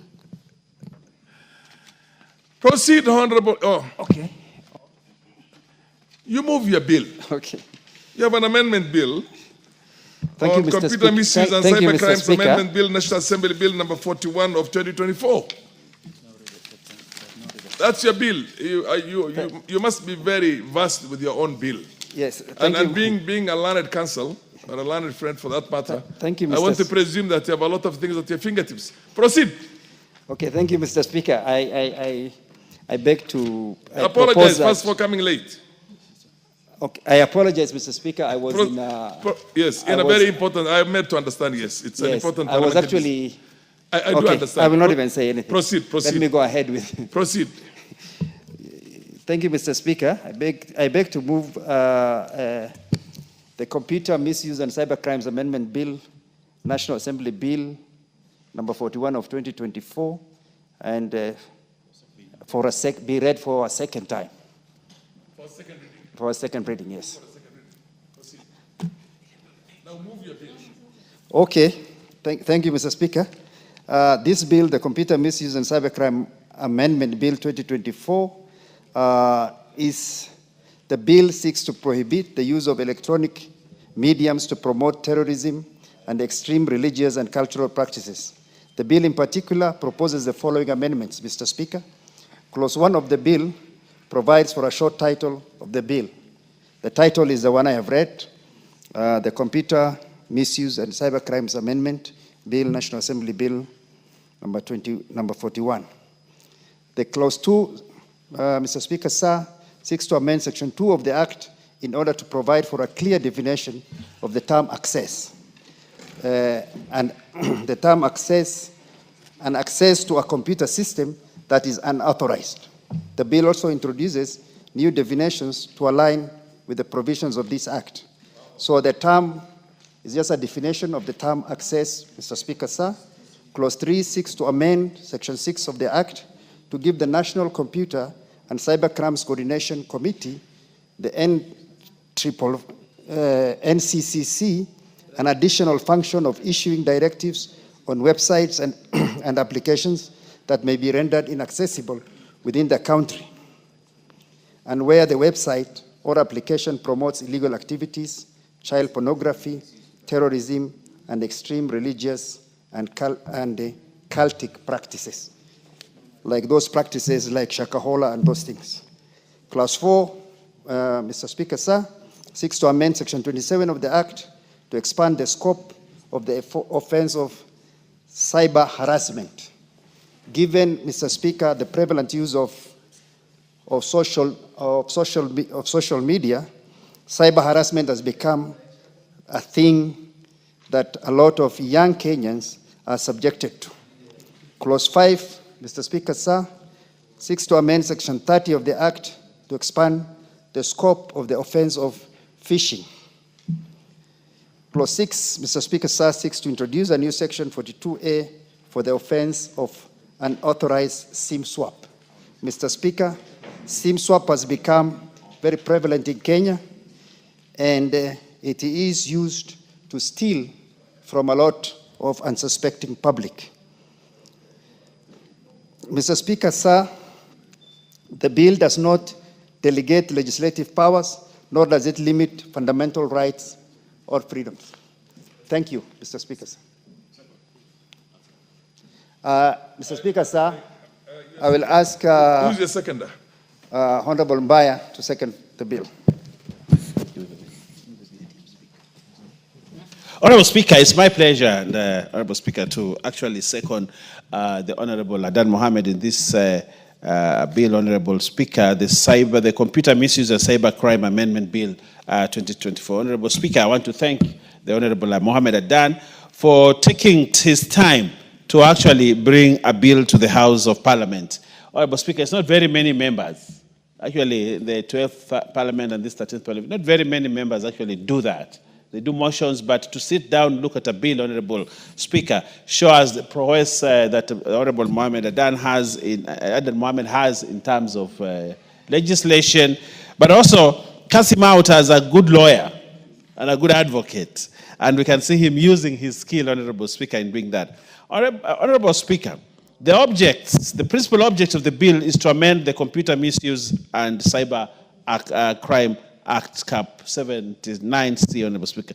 This bill, Honorable Speaker, seeks to prohibit the use of electronic media to promote terrorism and extreme religious and cultic practices. That is the essence of this bill, Honorable Speaker. Terrorism has devastated this country in many ways, Honorable Speaker. Religious extremism, cultic matters, Honorable Speaker, has devastated this country. The cultic issues of Shakahola, Honorable Speaker, come to mind when you think about that, Honorable Speaker. When we do not control social media in propagating cultic innuendos, Honorable Speaker, we lose the country, we lose lives, people die because of religious inclinations that, Honorable Speaker, are dangerous, Honorable Speaker. Honorable Speaker, this bill, Honorable Speaker, as drafted by the Honorable Adan, Honorable, seeks to prohibits the use of electronic media to promote extreme religious practices, Honorable Speaker. It's very fundamental, Honorable Speaker. What goes into social media, Honorable Speaker, can either strengthen the stability of a country, Honorable Speaker, or destroy the stability of a country, Honorable Speaker. And that's why this bill is very, very important. Honorable Speaker, Clause 3 of this bill seeks to amend Section 6 of the Act to give the National Computer and Cyber Crimes Coordination Committee an additional function of issuing directives on websites and applications that may be rendered inaccessible within the country, where the website or applications promotes illegal activities, child pornography, terrorism, and extreme religious and cultic practices. Honorable Speaker, Google is here with us, but Google is a foreign body. How do we stop Google from propagating such, Honorable Speaker? Facebook is here, Honorable Speaker. Facebook is foreign. TikTok is here. TikTok is foreign. We may not be able to control what happens here.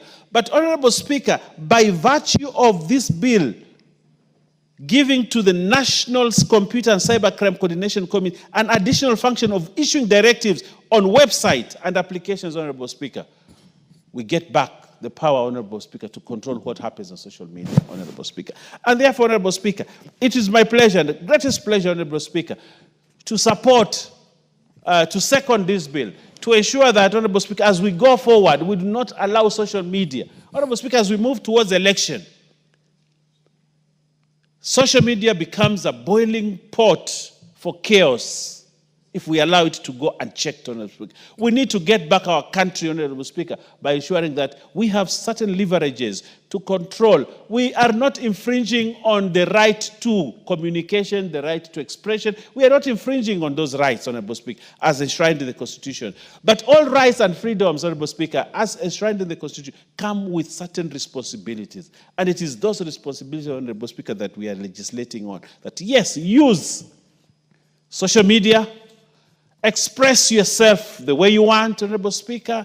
Enjoy your constitutional rights, Honorable, to free information, Honorable Speaker, and to press and all that, Honorable Speaker. But do it responsibly, Honorable Speaker. And if you can't do it responsibly, Honorable Speaker, then we are saying do it within the purview of the law, as we are actually enacting today. So, Honorable Adan, I want to thank you for thinking about the country, thinking about the future generation, thinking about the stability of the country by bringing this piece of legislation. Honorable Speaker, with those many remarks, Honorable Speaker, I second and urge members of this House, including the Honorable Leader of the minority, who has been away. I've not heard his voice in this house for many days now, and his voice is very important to stabilize the country. Please support this, this piece of legislation, Honorable Speaker. I thank you, Honorable Speaker. Honorable members, I now propose a question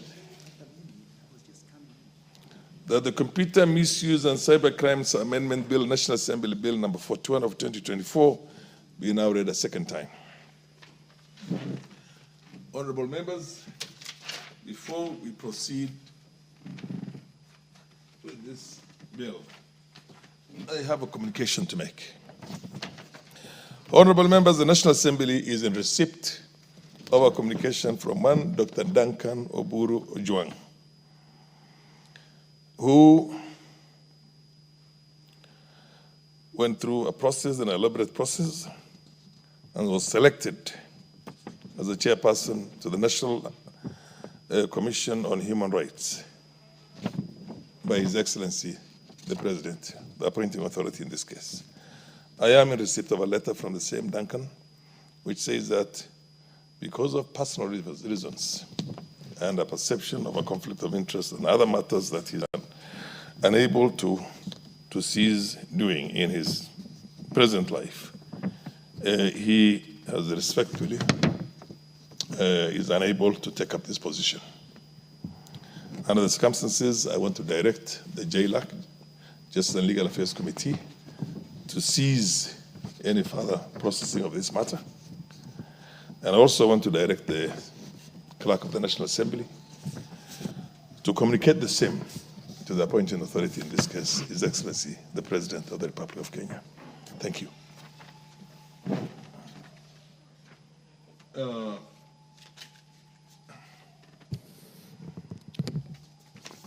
Yes, who is the minority leader? You wish to contribute on the motion before us? Or you have something else to say? No, Mr. Speaker, I have nothing. I just wanted to, in relation with your communication, I am very sad that we will not have the services of Professor Duncan Ojwang as the chairman of the Kenya National Human Rights Commission. Mr. Speaker, Dr. Ojwang is a scholar in this country who has high standing among the society in this country, Mr. Speaker. And is a man that is known to me. He has been my professor at the university. And he is a man I thought who will do justice to this country. But for obvious reasons that he claimed to have, that personal reasons, I think, this taking up jobs of that nature also comes with personal responsibility. So we respect his decision, but I think this is a man who should be given another opportunity to serve this country, Mr. Speaker. He's a man who loves this country, and is a man who will serve this country diligently, because I know him well also. But having said that, Mr. Speaker, if I may contribute to the bill, Mr. Speaker, the bill before the House, the computer... The Honorable Professor equally appreciates all that has been placed on him, but because of personal reasons. Yeah. Very personal reasons. Yeah, so sad. And he is very respectfully declined to take up the job. That's not the word to use. Respectfully, is unwilling to take up this position. So you are in the government. You are with this broad-based government, and we want to respect his, as you had put it, he's a researcher, he's a scholar, he's a teacher of human rights, and most likely he has thought that this was going to be in direct conflict with his passion for all these years. Yeah. So you can get a job that essentially is not going to be in conflict as he perceives it himself. Yeah, Mr. Speaker, proceed. Mr. Speaker, I agree. You know, professors are very many from where he comes from, especially in that area of his. I know his home. Mr. Speaker, I know the first professor from Dadaab might be you. Mr. Speaker, sorry to say that, but it's coming. I know the way hard you are studying to become a professor, Mr. Speaker. So, Mr. Speaker, you will get one. Order, Honorable Sene, you will allow the Honorable Junet. What is the issue? Yes, proceed, Honorable Junet. I think that was, the communication was done, and we do not want to entertain any further what do you call issues on the communication. Now you are contributing on the matter before us, which is the amendment bill, the Computer Misuse and Cybercrimes Amendment Bill by the Honorable Adan Mohammed. He has put it very well why he wants this amendment to be done. Yes. Mr. Speaker, if I may contribute to the amendment bill, the Computer Misuse and Cybercrime Amendment Bill 2024, Mr. Speaker, this is a bill that is overdue in this House, Mr. Speaker. Mr. Speaker, you know the madness that is going in the streets of the social media. And social media is a phenomenon that we must live with, because it has even overtaken the mainstream media, Mr. Speaker. But, Mr. Speaker, every freedom must come with responsibility, as the Deputy Majority Leader has alluded to. And every freedom has limitations, because my freedom begins where yours ends. Mr. Speaker, in a world where we are moving to global digitization, where people communicate digitally from one village to the other village in the farthest part of the world, Mr. Speaker, there must be law and order. What's happening in this country, Mr. Speaker, is that the misuse of computer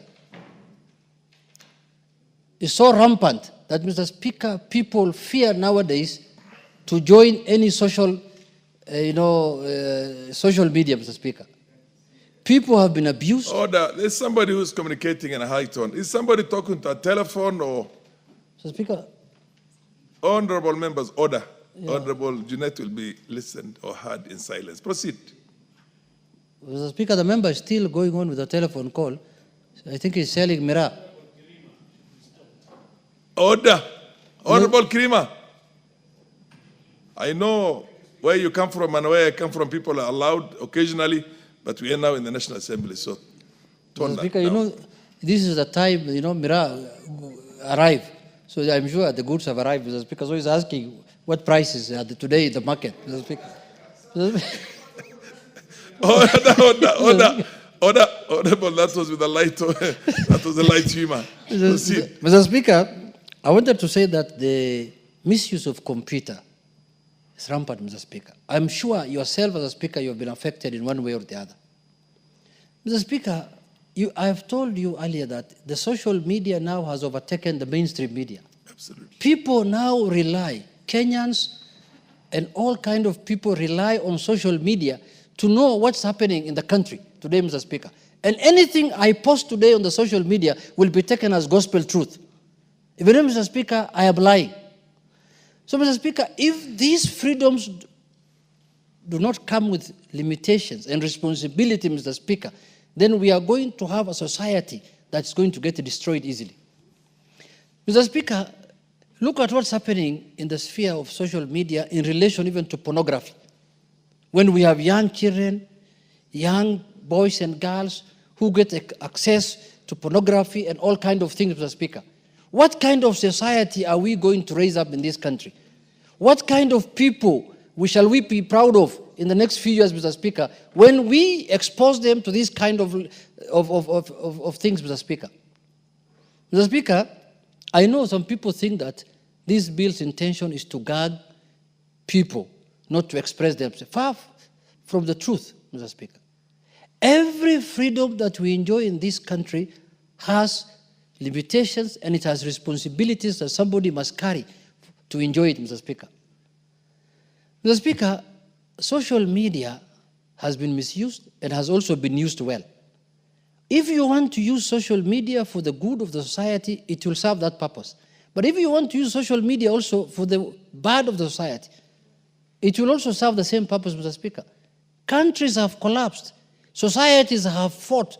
Civil wars happened based on social media, Mr. Speaker. And somebody will tell you, I have the freedom to say, to abuse, to say anything I want. It is my phone. It is my internet. It is my bundles. I have nothing to... No, it can't be like that. If you want to say something that is not true, if you want to say false, if you want to spread false information, if you want to incite people, if you want to, malign people, then you must also be equally ready to take responsibility for it. Somebody will tell you, oh, this is a civil matter. Why should I be taken on a criminal case on a libel or something? Mr. Speaker, some of the things that happen in the social media sphere have broken even families, Mr. Speaker, because some of them are false, some of them are not true, Mr. Speaker. Mr. Speaker, you look at the developed society. I was watching in the news the other day that the country that enjoys 200 years of democracy, was saying that they want to bring regulations of what is called 48 hours pull down. If you publish through the social media false information, you should pull it down within 48 hours. Otherwise, you will face the consequences. Europe is regulating now what's happening in social media. The European Union are coming up with laws and regulations to regulate what is happening in the social media in their countries, Mr. Speaker. Because everything that is good has also the harmful side of it. Everything that is good has the harmful side of it, Mr. Speaker. And we are in a fragile country, Mr. Speaker. We are in a country that is still maturing democratically. We have a constitution that we have given to ourselves that is just 10 years old now, or 12 years old, Mr. Speaker. We are still in a baby stages. Mr. Speaker, if we open up, let me tell you something. People enjoy freedoms, but people forget that the same freedoms you are enjoying must be enjoyed by others also. So when you infringe on other people's freedoms, then you have to take responsibility, as I've said earlier. Mr. Speaker, we are entering in a world where we are becoming a global digital village. AI is coming. Look at the kind of fake videos that are being propagated. Look at the kind of fake information that is being propagated in the world, Mr. Speaker. You will think gospel truth. I remember one time seeing in a social media, I don't want to mention the name, that a certain governor has passed on, and they were even sending condolence messages, and I was out of the country. I believed it was true. I called back. I said, has that man passed on? I was told, no, he's alive. He's even addressed somewhere. Mr. Speaker, that's what social media can do. AI can do that, Mr. Speaker. I don't want now tomorrow to write in my social media that Honorable Ndindi Nyoro is dead, when I know that he's farming some cassavas in Kiaru, Mr. Speaker. So this thing, if we don't take it serious, if we are carried by the wind, by the waves that, oh, we want to have freedom, we want to speak the way, speak what you want to say, but speak within the law. Don't infringe on my rights. Don't abuse me. Don't malign me. Don't say against me things which are not true. Say anything you want to say, Mr. Speaker. So, Mr. Speaker, this bill is timely. This bill is timely because in a modern society, we must have laws and regulations that govern our way of life. Otherwise, we will behave like animals in the street, Mr. Speaker. What differentiates between people and animals is religion for us as Muslims, but for other societies, it is the law, it is the constitution, Mr. Speaker. If there was no constitution, if there were no laws, people will have killed each other for nothing, Mr. Speaker. So, Mr. Speaker, first we must accept that this world has entered into a new regime of AI, digitalization, and all kind of manner of things. Religious extremism, religious fundamentalism, political fundamentalism, like what's happening in the country today. You can see that, we have been in the opposition all our lives. Until recently, when I saw this thing of broad-based. Mr. Speaker, the kind of opposition now that is being played in the country is political fundamentalism and extremism. Because we never used to talk the way people are talking now. People used to respect each other. We used to speak as Kenyans. This obsession with certain parts, this part and that part, and then people say, there's a leader in this country who has condemned a whole community and society as Al-Shabaab, Mr. Speaker. He's on record. He thinks anybody who looks like you, especially like you, the Speaker, is Al-Shabaab. I don't know, is it because of your mustache? Is it your curly hair? I don't know what it is. Is it your nose that is protruding like a European man? Mr. Speaker. So these are issues that we must address as a country. And those are issues that are being propagated in the social media. Someone just calls me in the social media, you Al-Shabaab, and I can do nothing about it. I just keep quiet. And I asked him, why are you calling me that? He said, oh, you look like what? So I need to go now, maybe for... How does an Al-Shabaab look like? Yeah, maybe I need to go and do plastic surgery so that I can broaden my nose. So that, my nose and mouth are equal. Then you can stop calling me Al-Shabaab. Mr. Speaker, these are the issues that this country is grappling with. And when you bring this kind of laws, I can tell you, there are people who will oppose it. It will be fought like hell. They'll tell you, oh, you want to gag people's freedoms. You want to gag this. Last parliament, we passed the original Cybercrime, Misuse of Computers and Cybercrime Act. The first group of people who declared certain clauses of that bill unconstitutional was the judiciary. Was there? Judiciary. The judiciary declared certain clauses of that bill unconstitutional. But the people who have also felt the biggest brand of cyberbullying is the judiciary again, Mr. Speaker. So we met in a meeting that they were complaining about cyberbullying and misuse of computer. We told them, no, as Parliament we have passed the law, but if you say it's unconstitutional, let's leave it with that. So when you are abused, you abuse back again. Get a Twitter account, get a Facebook account, get a TikTok account, and you also abuse your that's how it has been reduced to, Mr. Speaker. You are abused in the social media. The only alternative you have is to abuse back. You are maligned, you malign, Mr. Speaker. You attack, you attack. Mr. Speaker, that is not a society we want to live in. We want to live in a society that is democratic, that is governed by the Constitution and the rule of law, that respects everyone, that you cannot say anything that is unsubstantiated against another human being. That is a society that we want to bring up. Those are the children that we want to bring up as Kenyans, Mr. Speaker. Nobody should cheat our young people that social media is about abusing other people or misusing computer. Mr. Speaker, with those few remarks, I support the bill, but this is something that must be supported by all and sundry, Mr. Speaker. All members, Mr. Speaker, the whole society, religious organizations, civil society must support this matter, Mr. Speaker, so that we can have a country that is governed by the rule of law. Mr. Speaker, the people who have developed these social media systems in the world, although I've gestured to you to continue, I'll give you an additional 3 minutes. Yeah, the Europe, America, where these things have originated from, Mr. Speaker, have done regulations for their country, Mr. Speaker. But I don't know why, if an African country wants to regulate themselves, it becomes a bad thing, Mr. Speaker. And the people who have brought this advanced technology to the world are regulating it, Mr. Speaker. In Europe today, I have told you earlier, that they have put in place under the European Parliament regulations on how to deal with Facebook. In fact, if you go read the news, you will find that Meta, the owners of Facebook, have said they may withdraw operating in Europe. Because they have been told there are boundaries that you cannot, you will be held accountable. You must operate within this perimeter. You must operate within those boundaries. America, the same. You saw the President of America, Donald Trump, has his own social media. He opened his own after realizing that the ones existing are not working for him. Mr. Speaker, that is the way we want to, associate ourselves or operate.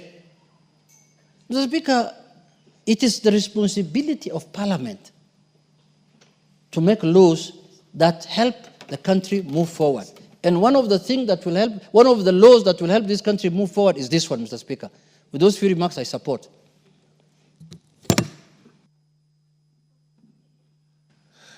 The Honorable Naomi Waku.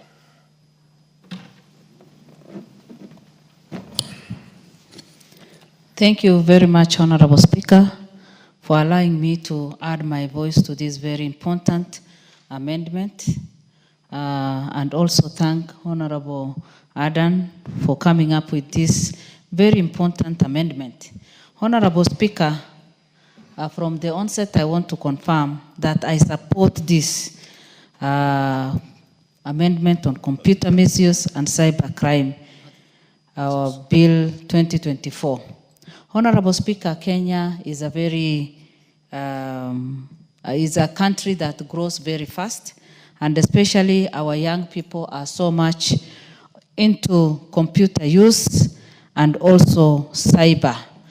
Honorable Speaker, of late we have seen a big misuse because many criminals get into cyber, computer, and also take advantage of interfering with the peace that we have. Again, a lot of rumors is spread, conflict emerges as a result of that, and also this has brought a lot of problems even in families, because many families have ended up even splitting, and even husband and wife because of this. And the earlier we take control of this, the better. So I support this because the bill seeks to prohibit the use of electronic mediums to promote terrorism and extreme religious and cultic practices. Honorable Speaker, we know very well the issue of terrorism has also affected this country negatively. And the terrorism attack, we've lost many lives, we've lost many soldiers, we've lost lots of our young people due to radicalization. And all this has happened through computer misuse. And putting this into consideration, or once we do this amendment, then we will have some controls in place for us to have a better society. Honorable Speaker, Clause 3 seeks to amend Section 6 of the Act to give the National Computer and Cyber Crimes Coordination Committee an additional function of issuing directives on website and application that may be rendered inaccessible within the country where the website or application promotes illegal activities. And those illegal activities have been mentioned. That is why I support this bill. And before that, we have said the issue of terrorism, extreme religious and cultic practices. Of late, Honorable Speaker, there is a lot of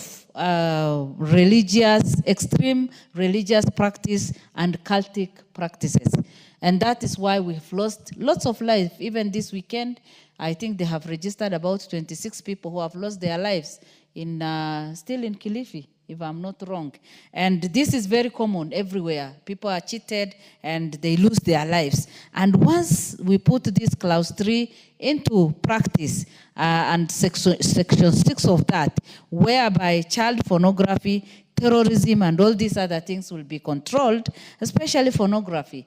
Parents are busy these days, and most of the parents get home very late with the traffic jam and the busy days that we have, hustling from morning to evening, looking for businesses and also looking for money. By the time you get home, you do not know what your child has gone through or what your child has interacted with through computer or cyber crime. And Honorable Speaker, many parents are losing their children because even the issue of LGBTQ is being introduced through the computers. And our children have the freedom to watch everything and anything they want, even on their phones. And for any parent, it's not easy even for you to go through what your child has been looking or has been watching, and also to have full control even in your home. And that is why today many children have lost their children. Others have, got into pornography. Others have gotten into LGBTQ, and they are not, ready to go back, and they need to be taken to rehabilitation centers.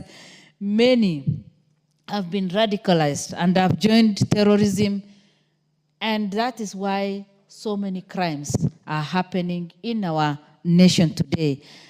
And even for families, as I said, this has damaged our families. And that is why today I am so happy with this amendment and pray that very, very soon we will be able to overcome some of the challenges. Again, paragraph 13 of part 2 of the 4th schedule to the Constitution provides that the control of pornography is a function of the county government. Honorable Speaker, it is important for the county governments also to know their role and to know what to do. And once every sector of this nation will take, good control of our young people, we will have a better society. Honorable Speaker, as I said, I support this bill, and it is my prayer that soon and very soon, all of us will support and that it will be put into practice. As I finish, I want to look at 27, cyber harassment. Under cyber harassment, Honorable Speaker, we know very well that especially members of this Honorable House have been harassed in different ways. Others have been intimidated, harassed, and people receive so many funny photos, and some people don't even know how to respond to that. And once we put this bill into practice, we will overcome all that and even make sure that the criminals who practice under this will be, the government will take control of everything, and we will have a healthy and a better society. And with those few remarks, I support. Thank you.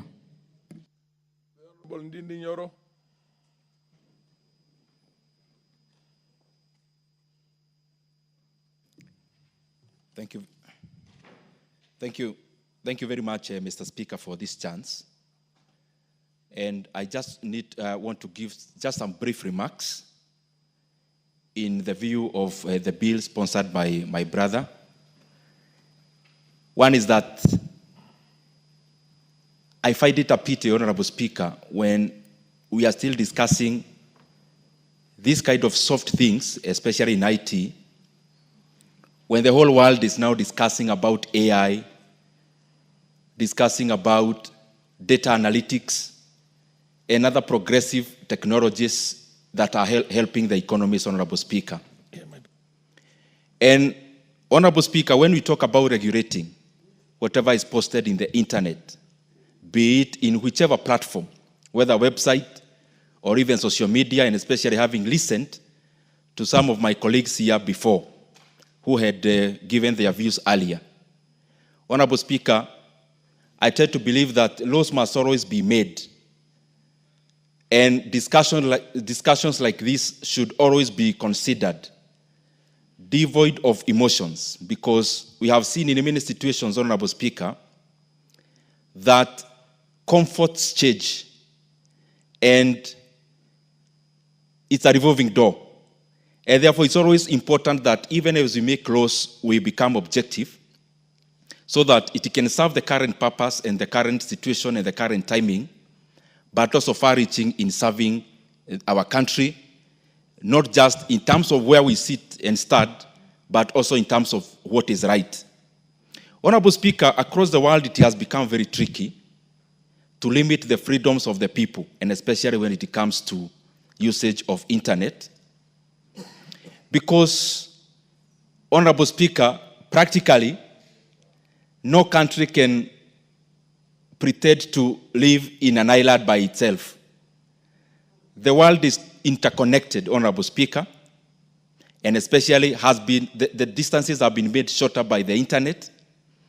And therefore, even as we legislate for our internal laws, it is important to know that Kenya is just part of the global sphere, Honorable Speaker. And whatever laws that we make, and especially regarding the internet, should encompass whatever happens elsewhere, so that we do not actually legislate in futility.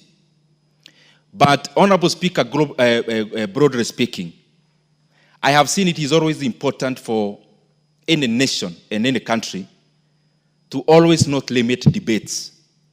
Debates meaning that happens here, but also that happens outside. Because it is out of people interacting without limitations that the best is actually found. And the best alternatives in terms of debates always suffice. And therefore, Honorable Speaker, it will not be proper for any member of this House to sit in this house to limit the freedoms of Kenyans, which are well enshrined in our Constitution. And I call upon all of us as the leadership that it is important when we join the realms of leadership that we must develop a thick skin. And I don't think what is going to change is about how Kenyans interact with the internet. What must change is how leaders view those interactions. And I say so because whatever we talk about here in terms of usage of social media is basically what is directed to the public servants and the people in the public life, like ourselves. But, Honorable Speaker, we have to always know that we are never here by invitation. Out of our own volition, we choose to serve the Kenyan people in the public life, Honorable Speaker. And therefore, anyone who would not be willing to take up the heat that comes with the job, probably they are in the wrong job, or they should look for something else that is in line with the thickness of their skin. Honorable Speaker, across, it is important that whatever we do, we continue to affirm what is in the Constitution. What is there is for Kenyans to express themselves, Honorable Speaker. And we have seen that robust debates always. Robust debates, and when we don't limit how people debate, Honorable Speaker, we always get better ideas and better solutions for our problems. And Honorable Speaker, therefore, I submit. Are you on a point of order? Are you on a point of order? Yes. Honorable Speaker, I've listened to the Honorable Dindi Nyoro, an eloquent and good speaker, Honorable Speaker. And I've listened to him, but I also want to say, there's something called relevance. This bill, Honorable Speaker, is not general about cyber crime and computers, Honorable Speaker. It speaks to certain very important fundamentals of a nation. Order. Honorable Speaker. Order, Honorable Deputy Majority Leader. You interject on a point of order when the member contributing, who you perceive to be out of order, is still contributing, not after he has concluded. But for conclusion purposes, have you contributed to this motion yourself, this debate? You have already contributed. You seconded. Yeah, but well, if you had another moment, yes, but now whatever good ideas you have to say, you have better give it to somebody else. What right? What right? The right to stand on a point of... What is out of order? No, he is not on his feet. Look, no.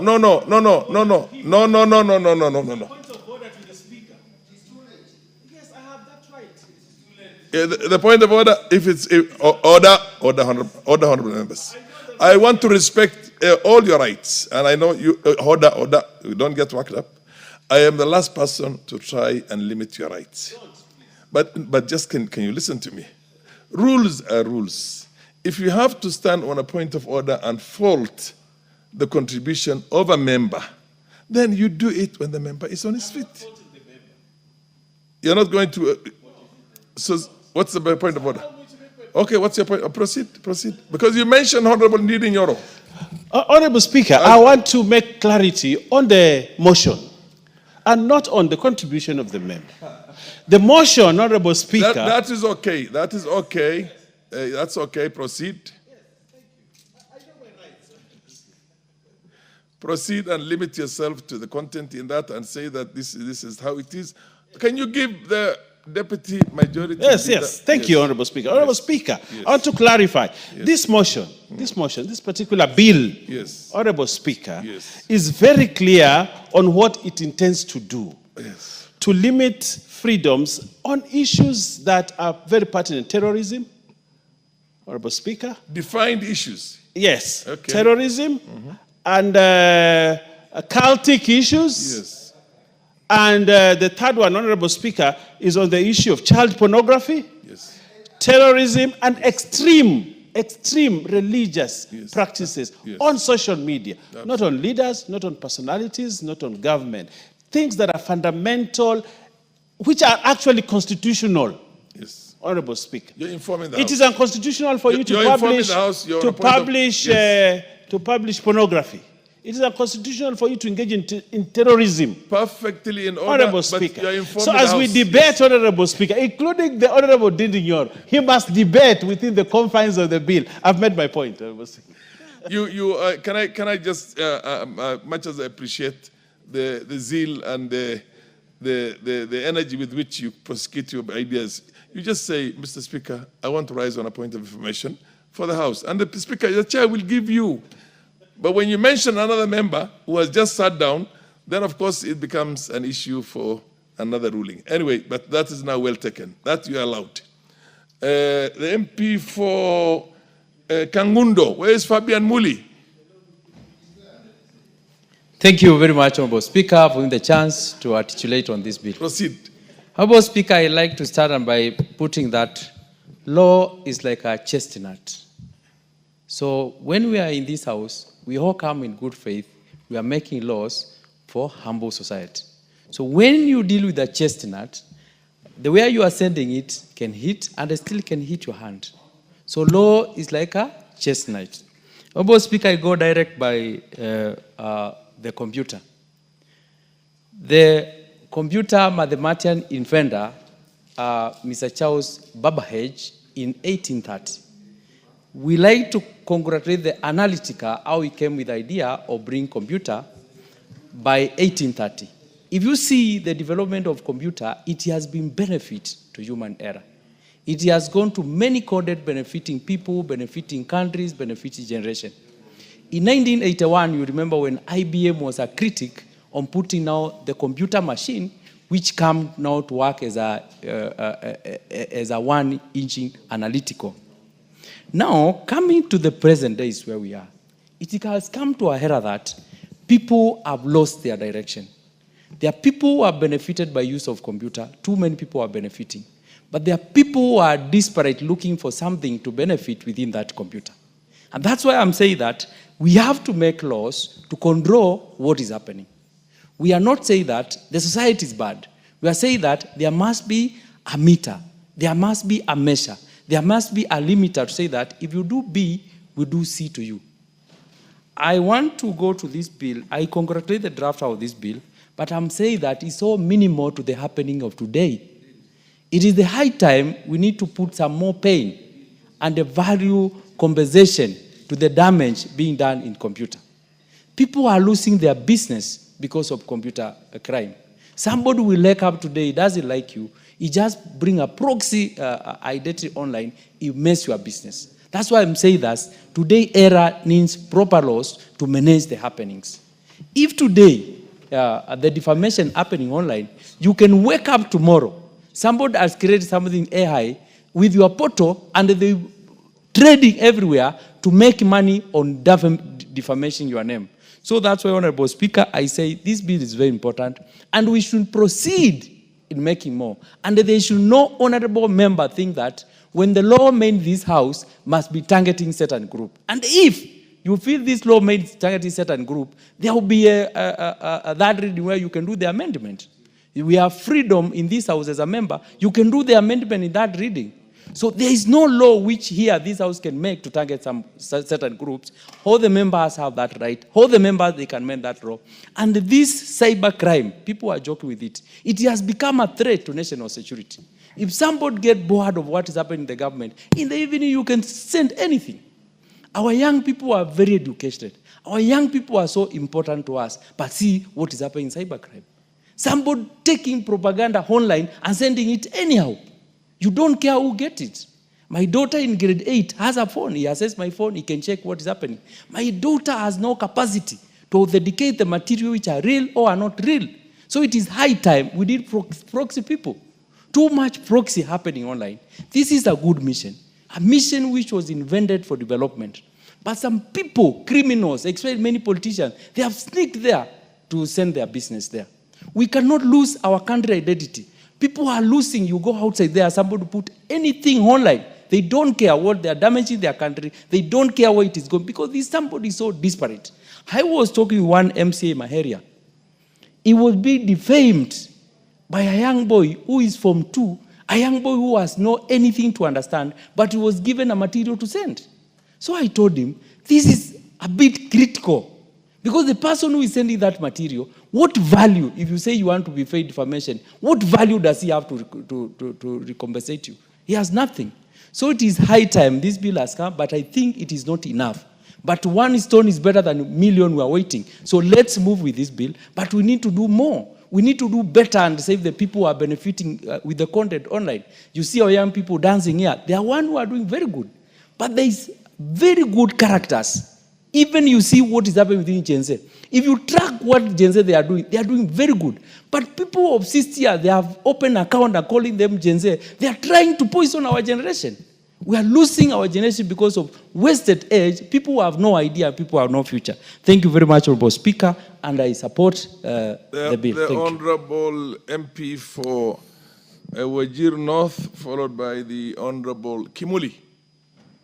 Wajir North, not Kimuli. Proceed, Wajir North. I've already said Wajir North. Order. I said the Honorable MP for Wajir North, followed by... Mr. Speaker.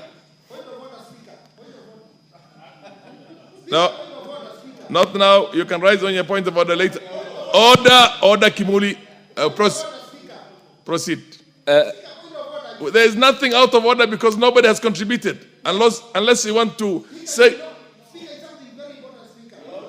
No. Is it point of information or point of order? Mr. Speaker. Order, Kimuli, order. Huh?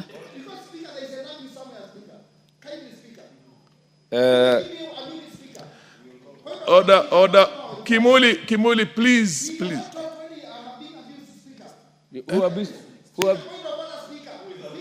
What is your point of order? He did not even contribute. Thank you, Speaker. Yes. Speaker, you know, in our culture and in our Kamba language, when you say Kumuli means that is something to do with, it's a serious and abuse, Mr. Speaker. I'm not Kumuli, I'm Kimilu. Speaker. I'm sorry, I'm not an expert in your language. So, Kimilu. Okay. Point taken. Point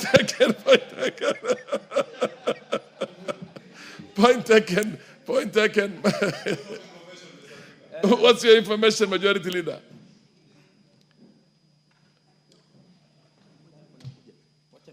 Can you give the Majority Leader the mic, for God's sake?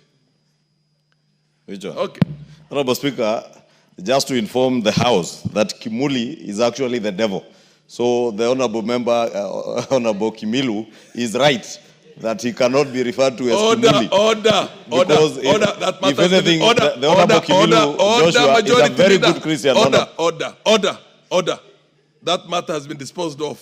I don't know what kind of a mileage you intend to get by this. He has already put it very well and said that Honorable Kimilu, sorry if I said Kimuli, it's just a slip of tongue and I don't know the language. So, Mr. Speaker. A lot of times people, instead of calling me Farah, call me Fala. But I don't take offense of it. I don't take offense of it because that's the nature. They pronounce L as R and R as L. So, okay. Proceed, Honorable. Mr. Speaker, we all love to belong to a society which enjoys freedoms and liberties. The rights and liberties as they are in the Constitution and universally practiced. But there are limits. These freedoms come with responsibility. If there are no crimes, if there are no offenses committed, then we would not have been here in an august house legislating, making rules if there will be no offenses. The government would not have had police to enforce laws if crime is not committed. So it will be idealistic for somebody to say that we should not limit or legislate in a manner to limit some rights. Or everything, if we don't limit some of these rights, if these rights and freedoms are not well guarded and checked, then we will have a world full of vices, criminality, and there will be chaos, anarchy. So I think it is quite in order to make sure that there are laws that regulate how we exercise our rights and freedoms. They don't just fall from heaven. These are things that have to be regulated. Many a times, rights and freedoms are abused. Mr. Speaker, cybercrime has become a serious challenge in as much as it is potential, cyber, the virtual space, the digital world, in as much as their contribution to the economy, to the society cannot be gainsaid. It is real to say that they have come also with demerits, immeasurable, innumerable, that they must be managed. The use of computers and cyber must be managed for the well-being of the society, Mr. Speaker. What is happening in the social space, Mr. Speaker, is something akin to highway robbery, violent robbery. Mr. Speaker, initially it used to be merely some kind of defamation, misinformation. What is happening today in the cyberspace are criminal offenses, felonies actually, serious ones, Mr. Speaker, so to speak. The social fabric is torn. We have lost our culture and identity just because this new thing has come in. I'm not saying it's not useful, it is good, but it has come with its own disadvantages, its own demerits. That is why the bill by my colleague, Honorable Aden, the one on computer misuse and cybercrime, comes in handy. It regulates the excesses of those freedoms and liberties, Mr. Speaker. Mr. Speaker, the social media there has scammers all over social media, trying to steal from unsuspecting innocent citizens. Mr. Speaker, there is an identity theft. Somebody can try to appear like the Speaker himself, Honorable Farah Ma'lim. Assume your identity, your personal user names, and still impersonate and do all that could have been done physically by Farah himself, Honorable Farah himself.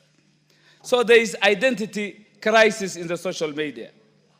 We are at a time AI is being used to at least produce the photos of people who have died 100 years ago. You only need to put some attributes into the system. And there you get somebody who looks like your grandfather. Just appears like your grandfather, whom you have never seen.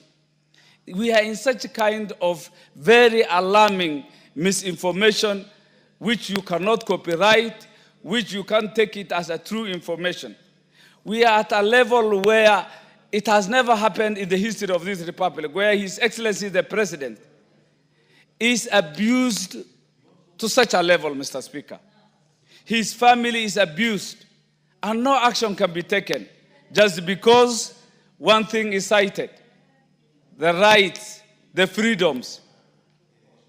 We can't use these rights and freedoms to malign, to at least spoil the reputation of other Kenyans. People have a dignity to protect, a life to protect, a family to protect. Social media has become an avenue, a vehicle to abuse innocent Kenyans, leaders, starting from the president to members of parliament and other respectful Kenyans, Mr. Speaker.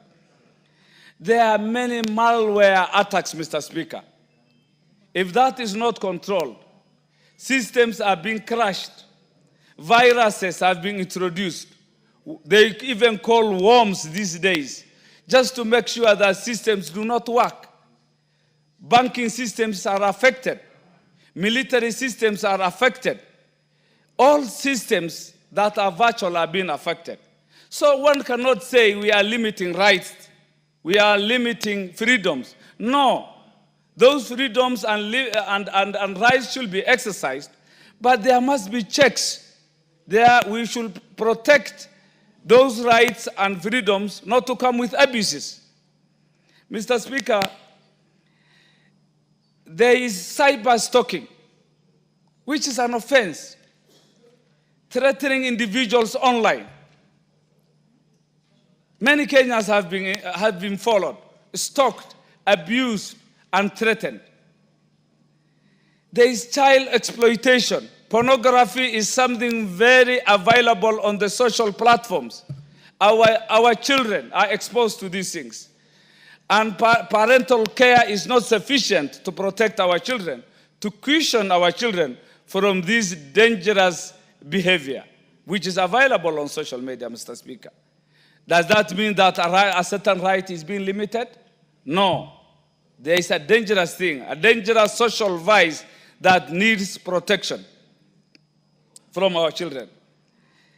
Mr. Speaker, phishing, as mentioned by the mover of the motion, that fraudulent use of passwords, private identities, keywords, they are easily received, and your bank accounts can be emptied, your information can be taken away. So many things happen. Mr. Speaker, hacking is a modern way of stealing. Hacking is a modern way of stealing. Mr. Speaker, cybercrime and computer misuse has brought a lot of financial losses to Kenyans. They brought a lot of breach to privacy to individuals and families. Mr. Speaker, they affected reputations of Kenyans. They have affected us morally. They have affected us morally. And many otherwise, it's like I'm being limited. It's like I'm being limited.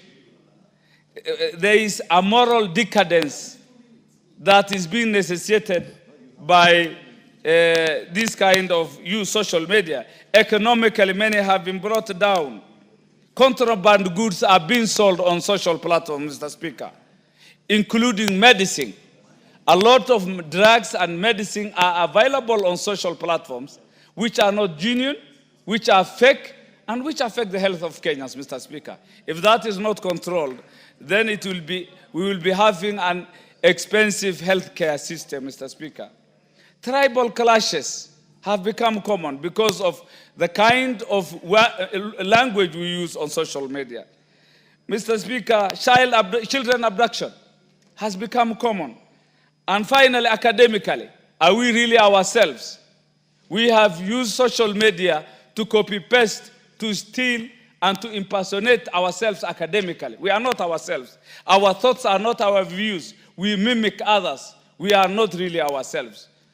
Mr. Speaker, of concern to me, do we have the capacity to regulate this law if passed? Is our DCI having the capacity to enforce? That's also a big concern. Of concern to me, we have taken procurement online. You must have heard if Miss once, one of the officers has claimed during the NYS saga that his password has been stolen. You have 1 minute. 1 minute. Thank you. It is on record that during the NYS scandal, an officer who was accountable has claimed his password has been stolen.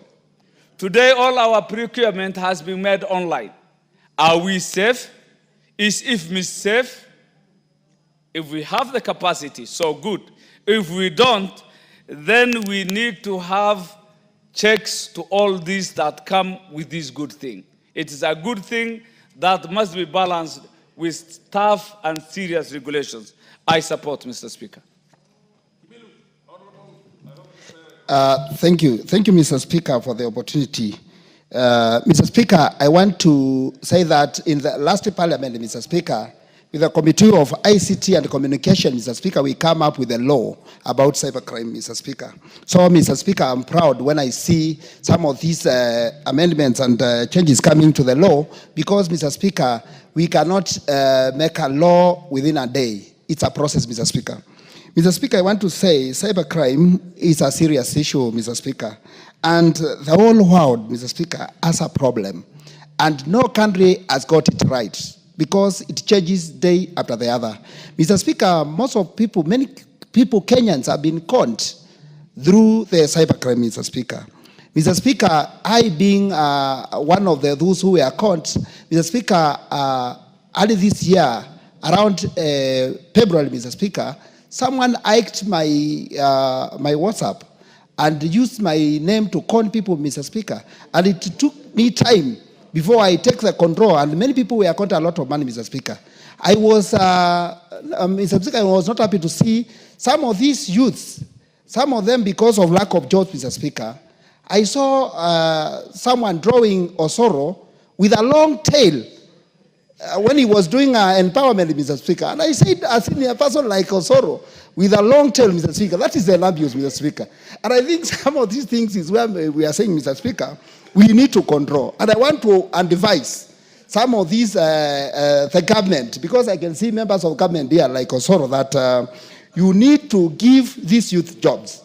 As a country, Mr. Speaker, we are in a state whereby we need to invest more in employing the youth, giving the youth work, because, Mr. Speaker, that will also reduce misuse of this cyber. Mr. Speaker, we have seen misuse of media, social media, Mr. Speaker, whereby people are abusing each other day out, Mr. Speaker. And this is, Mr. Speaker, due to lack of control of social media, Mr. Speaker. Mr. Speaker, as a leader, Mr. Speaker, I need to take my initiative and try to engage our youth, Mr. Speaker, to see what we can do, Mr. Speaker, because if you do, the big percentage, Mr. Speaker, is within the youth, Mr. Speaker. They are misusing because they are committed, they know what they are doing, but, Mr. Speaker, due to problems, lack of jobs and other problems, Mr. Speaker, they misuse, Mr. Speaker. So, Mr. Speaker, it's important to control, and rights and freedom of cybercrime, of cyber and computer should be regulated. I agree that, Mr. Speaker. But, Mr. Speaker, I want to say this. We should not even make some laws because we want to, because we are in power, Mr. Speaker. We need to make laws which we know, even when we are out of power, that law can be in use, Mr. Speaker. And, Mr. Speaker, because I can see Osoro is disturbing me, Mr. Speaker, I need ample time, Mr. Speaker. Osoro will be heard in silence. I got it right this time, I hope. Thank you, Mr. Speaker. Yeah. So, Mr. Speaker, I take this time to say that this is an important bill, Mr. Speaker. Although there are some areas I think we need to do some further amendments, Mr. Speaker. And when the time comes, I will, because I can see somewhere I can do an amendment. And when the time comes, I will present my amendment. And Mr. Speaker, because I want also to give others like Osoro time to contribute, I submit, Mr. Speaker. The Honorable Osoro. Thank you very much, Honorable Speaker. Honorable Speaker, I was actually not disturbing the Honorable Kimilu. I was only applauding him for making awesome contributions to this bill. I was really appreciating his marvelous contribution to this bill. Honorable Speaker, I must start by congratulating immensely the mover of this motion, the Honorable Aden Daud Mohammed. And really, this bill has really come at the right time. Although, I would say that I wish it actually came early. But listening to the submissions by the Honorable Kimilu, you will agree with me, Honorable Speaker, that technology is fast moving and fast evolving, very, very fast than we thought. A while back, Honorable Speaker, people used to move around with very big and heavy cell phones that you would need to climb on a tree, Honorable Speaker, so that you can be able to get or to capture network, Honorable Speaker, but it's not anymore. And similarly, anything to do with technology in every sector, Honorable Speaker, has really evolved very, very fast. But of importance, Honorable Speaker, about this particular bill, the Computer Misuse and Cyber Crime Bill, Honorable Speaker, it really focuses on issues that are really on the question of security. That if a person willfully, Honorable Speaker, decides to use, or perhaps you collect an ID card somewhere from the streets, if somebody happens to lose an ID or something, or even snatched by thieves while walking home, and decides to use it to register an M-Pesa, to register their line, so that they can be able to transact, Honorable Speaker. If this person, Honorable Speaker, engages in a criminal activity and is found culpable, Honorable Speaker, this person will be able to serve an imprisonment of several years, and to be particular 2 years. Of course, these are some of the amendments that we'll be seeking to move when we go to the next step, so that this is even made more retributable. Not just 2 years, could even be 10 years, because we are living in a very fun world. As we speak today, Honorable Speaker, my constituency is actually mourning the death of 3 young men who are allegedly lynched by a mob, in Western. They left their home in Gusii, they went to Western Kenya, Honorable Speaker. They were moving from shop to shop with their SIM cards, I hear so, allegedly, and of course engaging people that, we are agents of Safaricom, if you do this and this and this, you'll be able to get a loan or something. That is part of the cybercrime. If it's indeed true that that's what they did, although we don't support the mob justice, that is exactly what this particular bill is going to cover. That if they were using somebody's line, you can imagine what that person would be facing if they were not caught. That is the imagination that I'm thinking when I'm reading this bill. And that is why it's very emotive to me, because they are still in the cold room, and because of such. And Honorable Speaker, there is also this question of cyber harassment. We've all faced that in this house. I think we face it daily. Honorable Speaker, you wake up one morning and you find yourself you're a cow or something. Somebody places you and harasses you, decides to make you, if you're a man, it decides to make you a woman, puts a dress on you. There are some decide to even place some head of a dog on you because they don't like your opinion, because we are too intolerant as a country. And it is extremely bad. This particular bill seeks to stop that. Honorable Speaker, when we had the Gen Z protests across in our region, Honorable Speaker, there was a particular person, Honorable Speaker, that took an image or a photo of my house, and he must be a neighbor of mine, and he was sharing all over and telling people that, this gentleman lives in this place, we can give you direction, you come over here and do this and this. This particular bill stops that. It makes that particular act a crime. You don't just wake up one morning and decide that, today, because I dislike so-and-so, because as I've said, Honorable Speaker, because of our divergent opinions, I do not understand why one would decide to troll me on social media, because you don't agree to my opinion. Today I say this, we may not be, we can't think the same. And it's quite unfortunate, Honorable Speaker, that we are in the level whereby, because you don't like my opinion, you don't like my face, you do not like my political persuasion, you do not like my side of politics, you'll just wake up one morning and troll me, create pseudo accounts, and then draft a lot of insults day in, day out, and claim and say, oh, you've done this and this. Oh, we will kill you. We will do this. This bill seeks to curtail such kind of unnecessary freedoms, Honorable Speaker. Because where your rights end, Honorable Speaker, mine starts. It can't be that your opinion is better than mine. I don't know why, Honorable Speaker. Order. Honorable Osoro, by the time we resume this debate, we'll still have 5 minutes. The time now being at 7 o'clock. 7 p.m., this House stands adjourned until Wednesday, the 13th of August, 2025 at 9:30 a.m.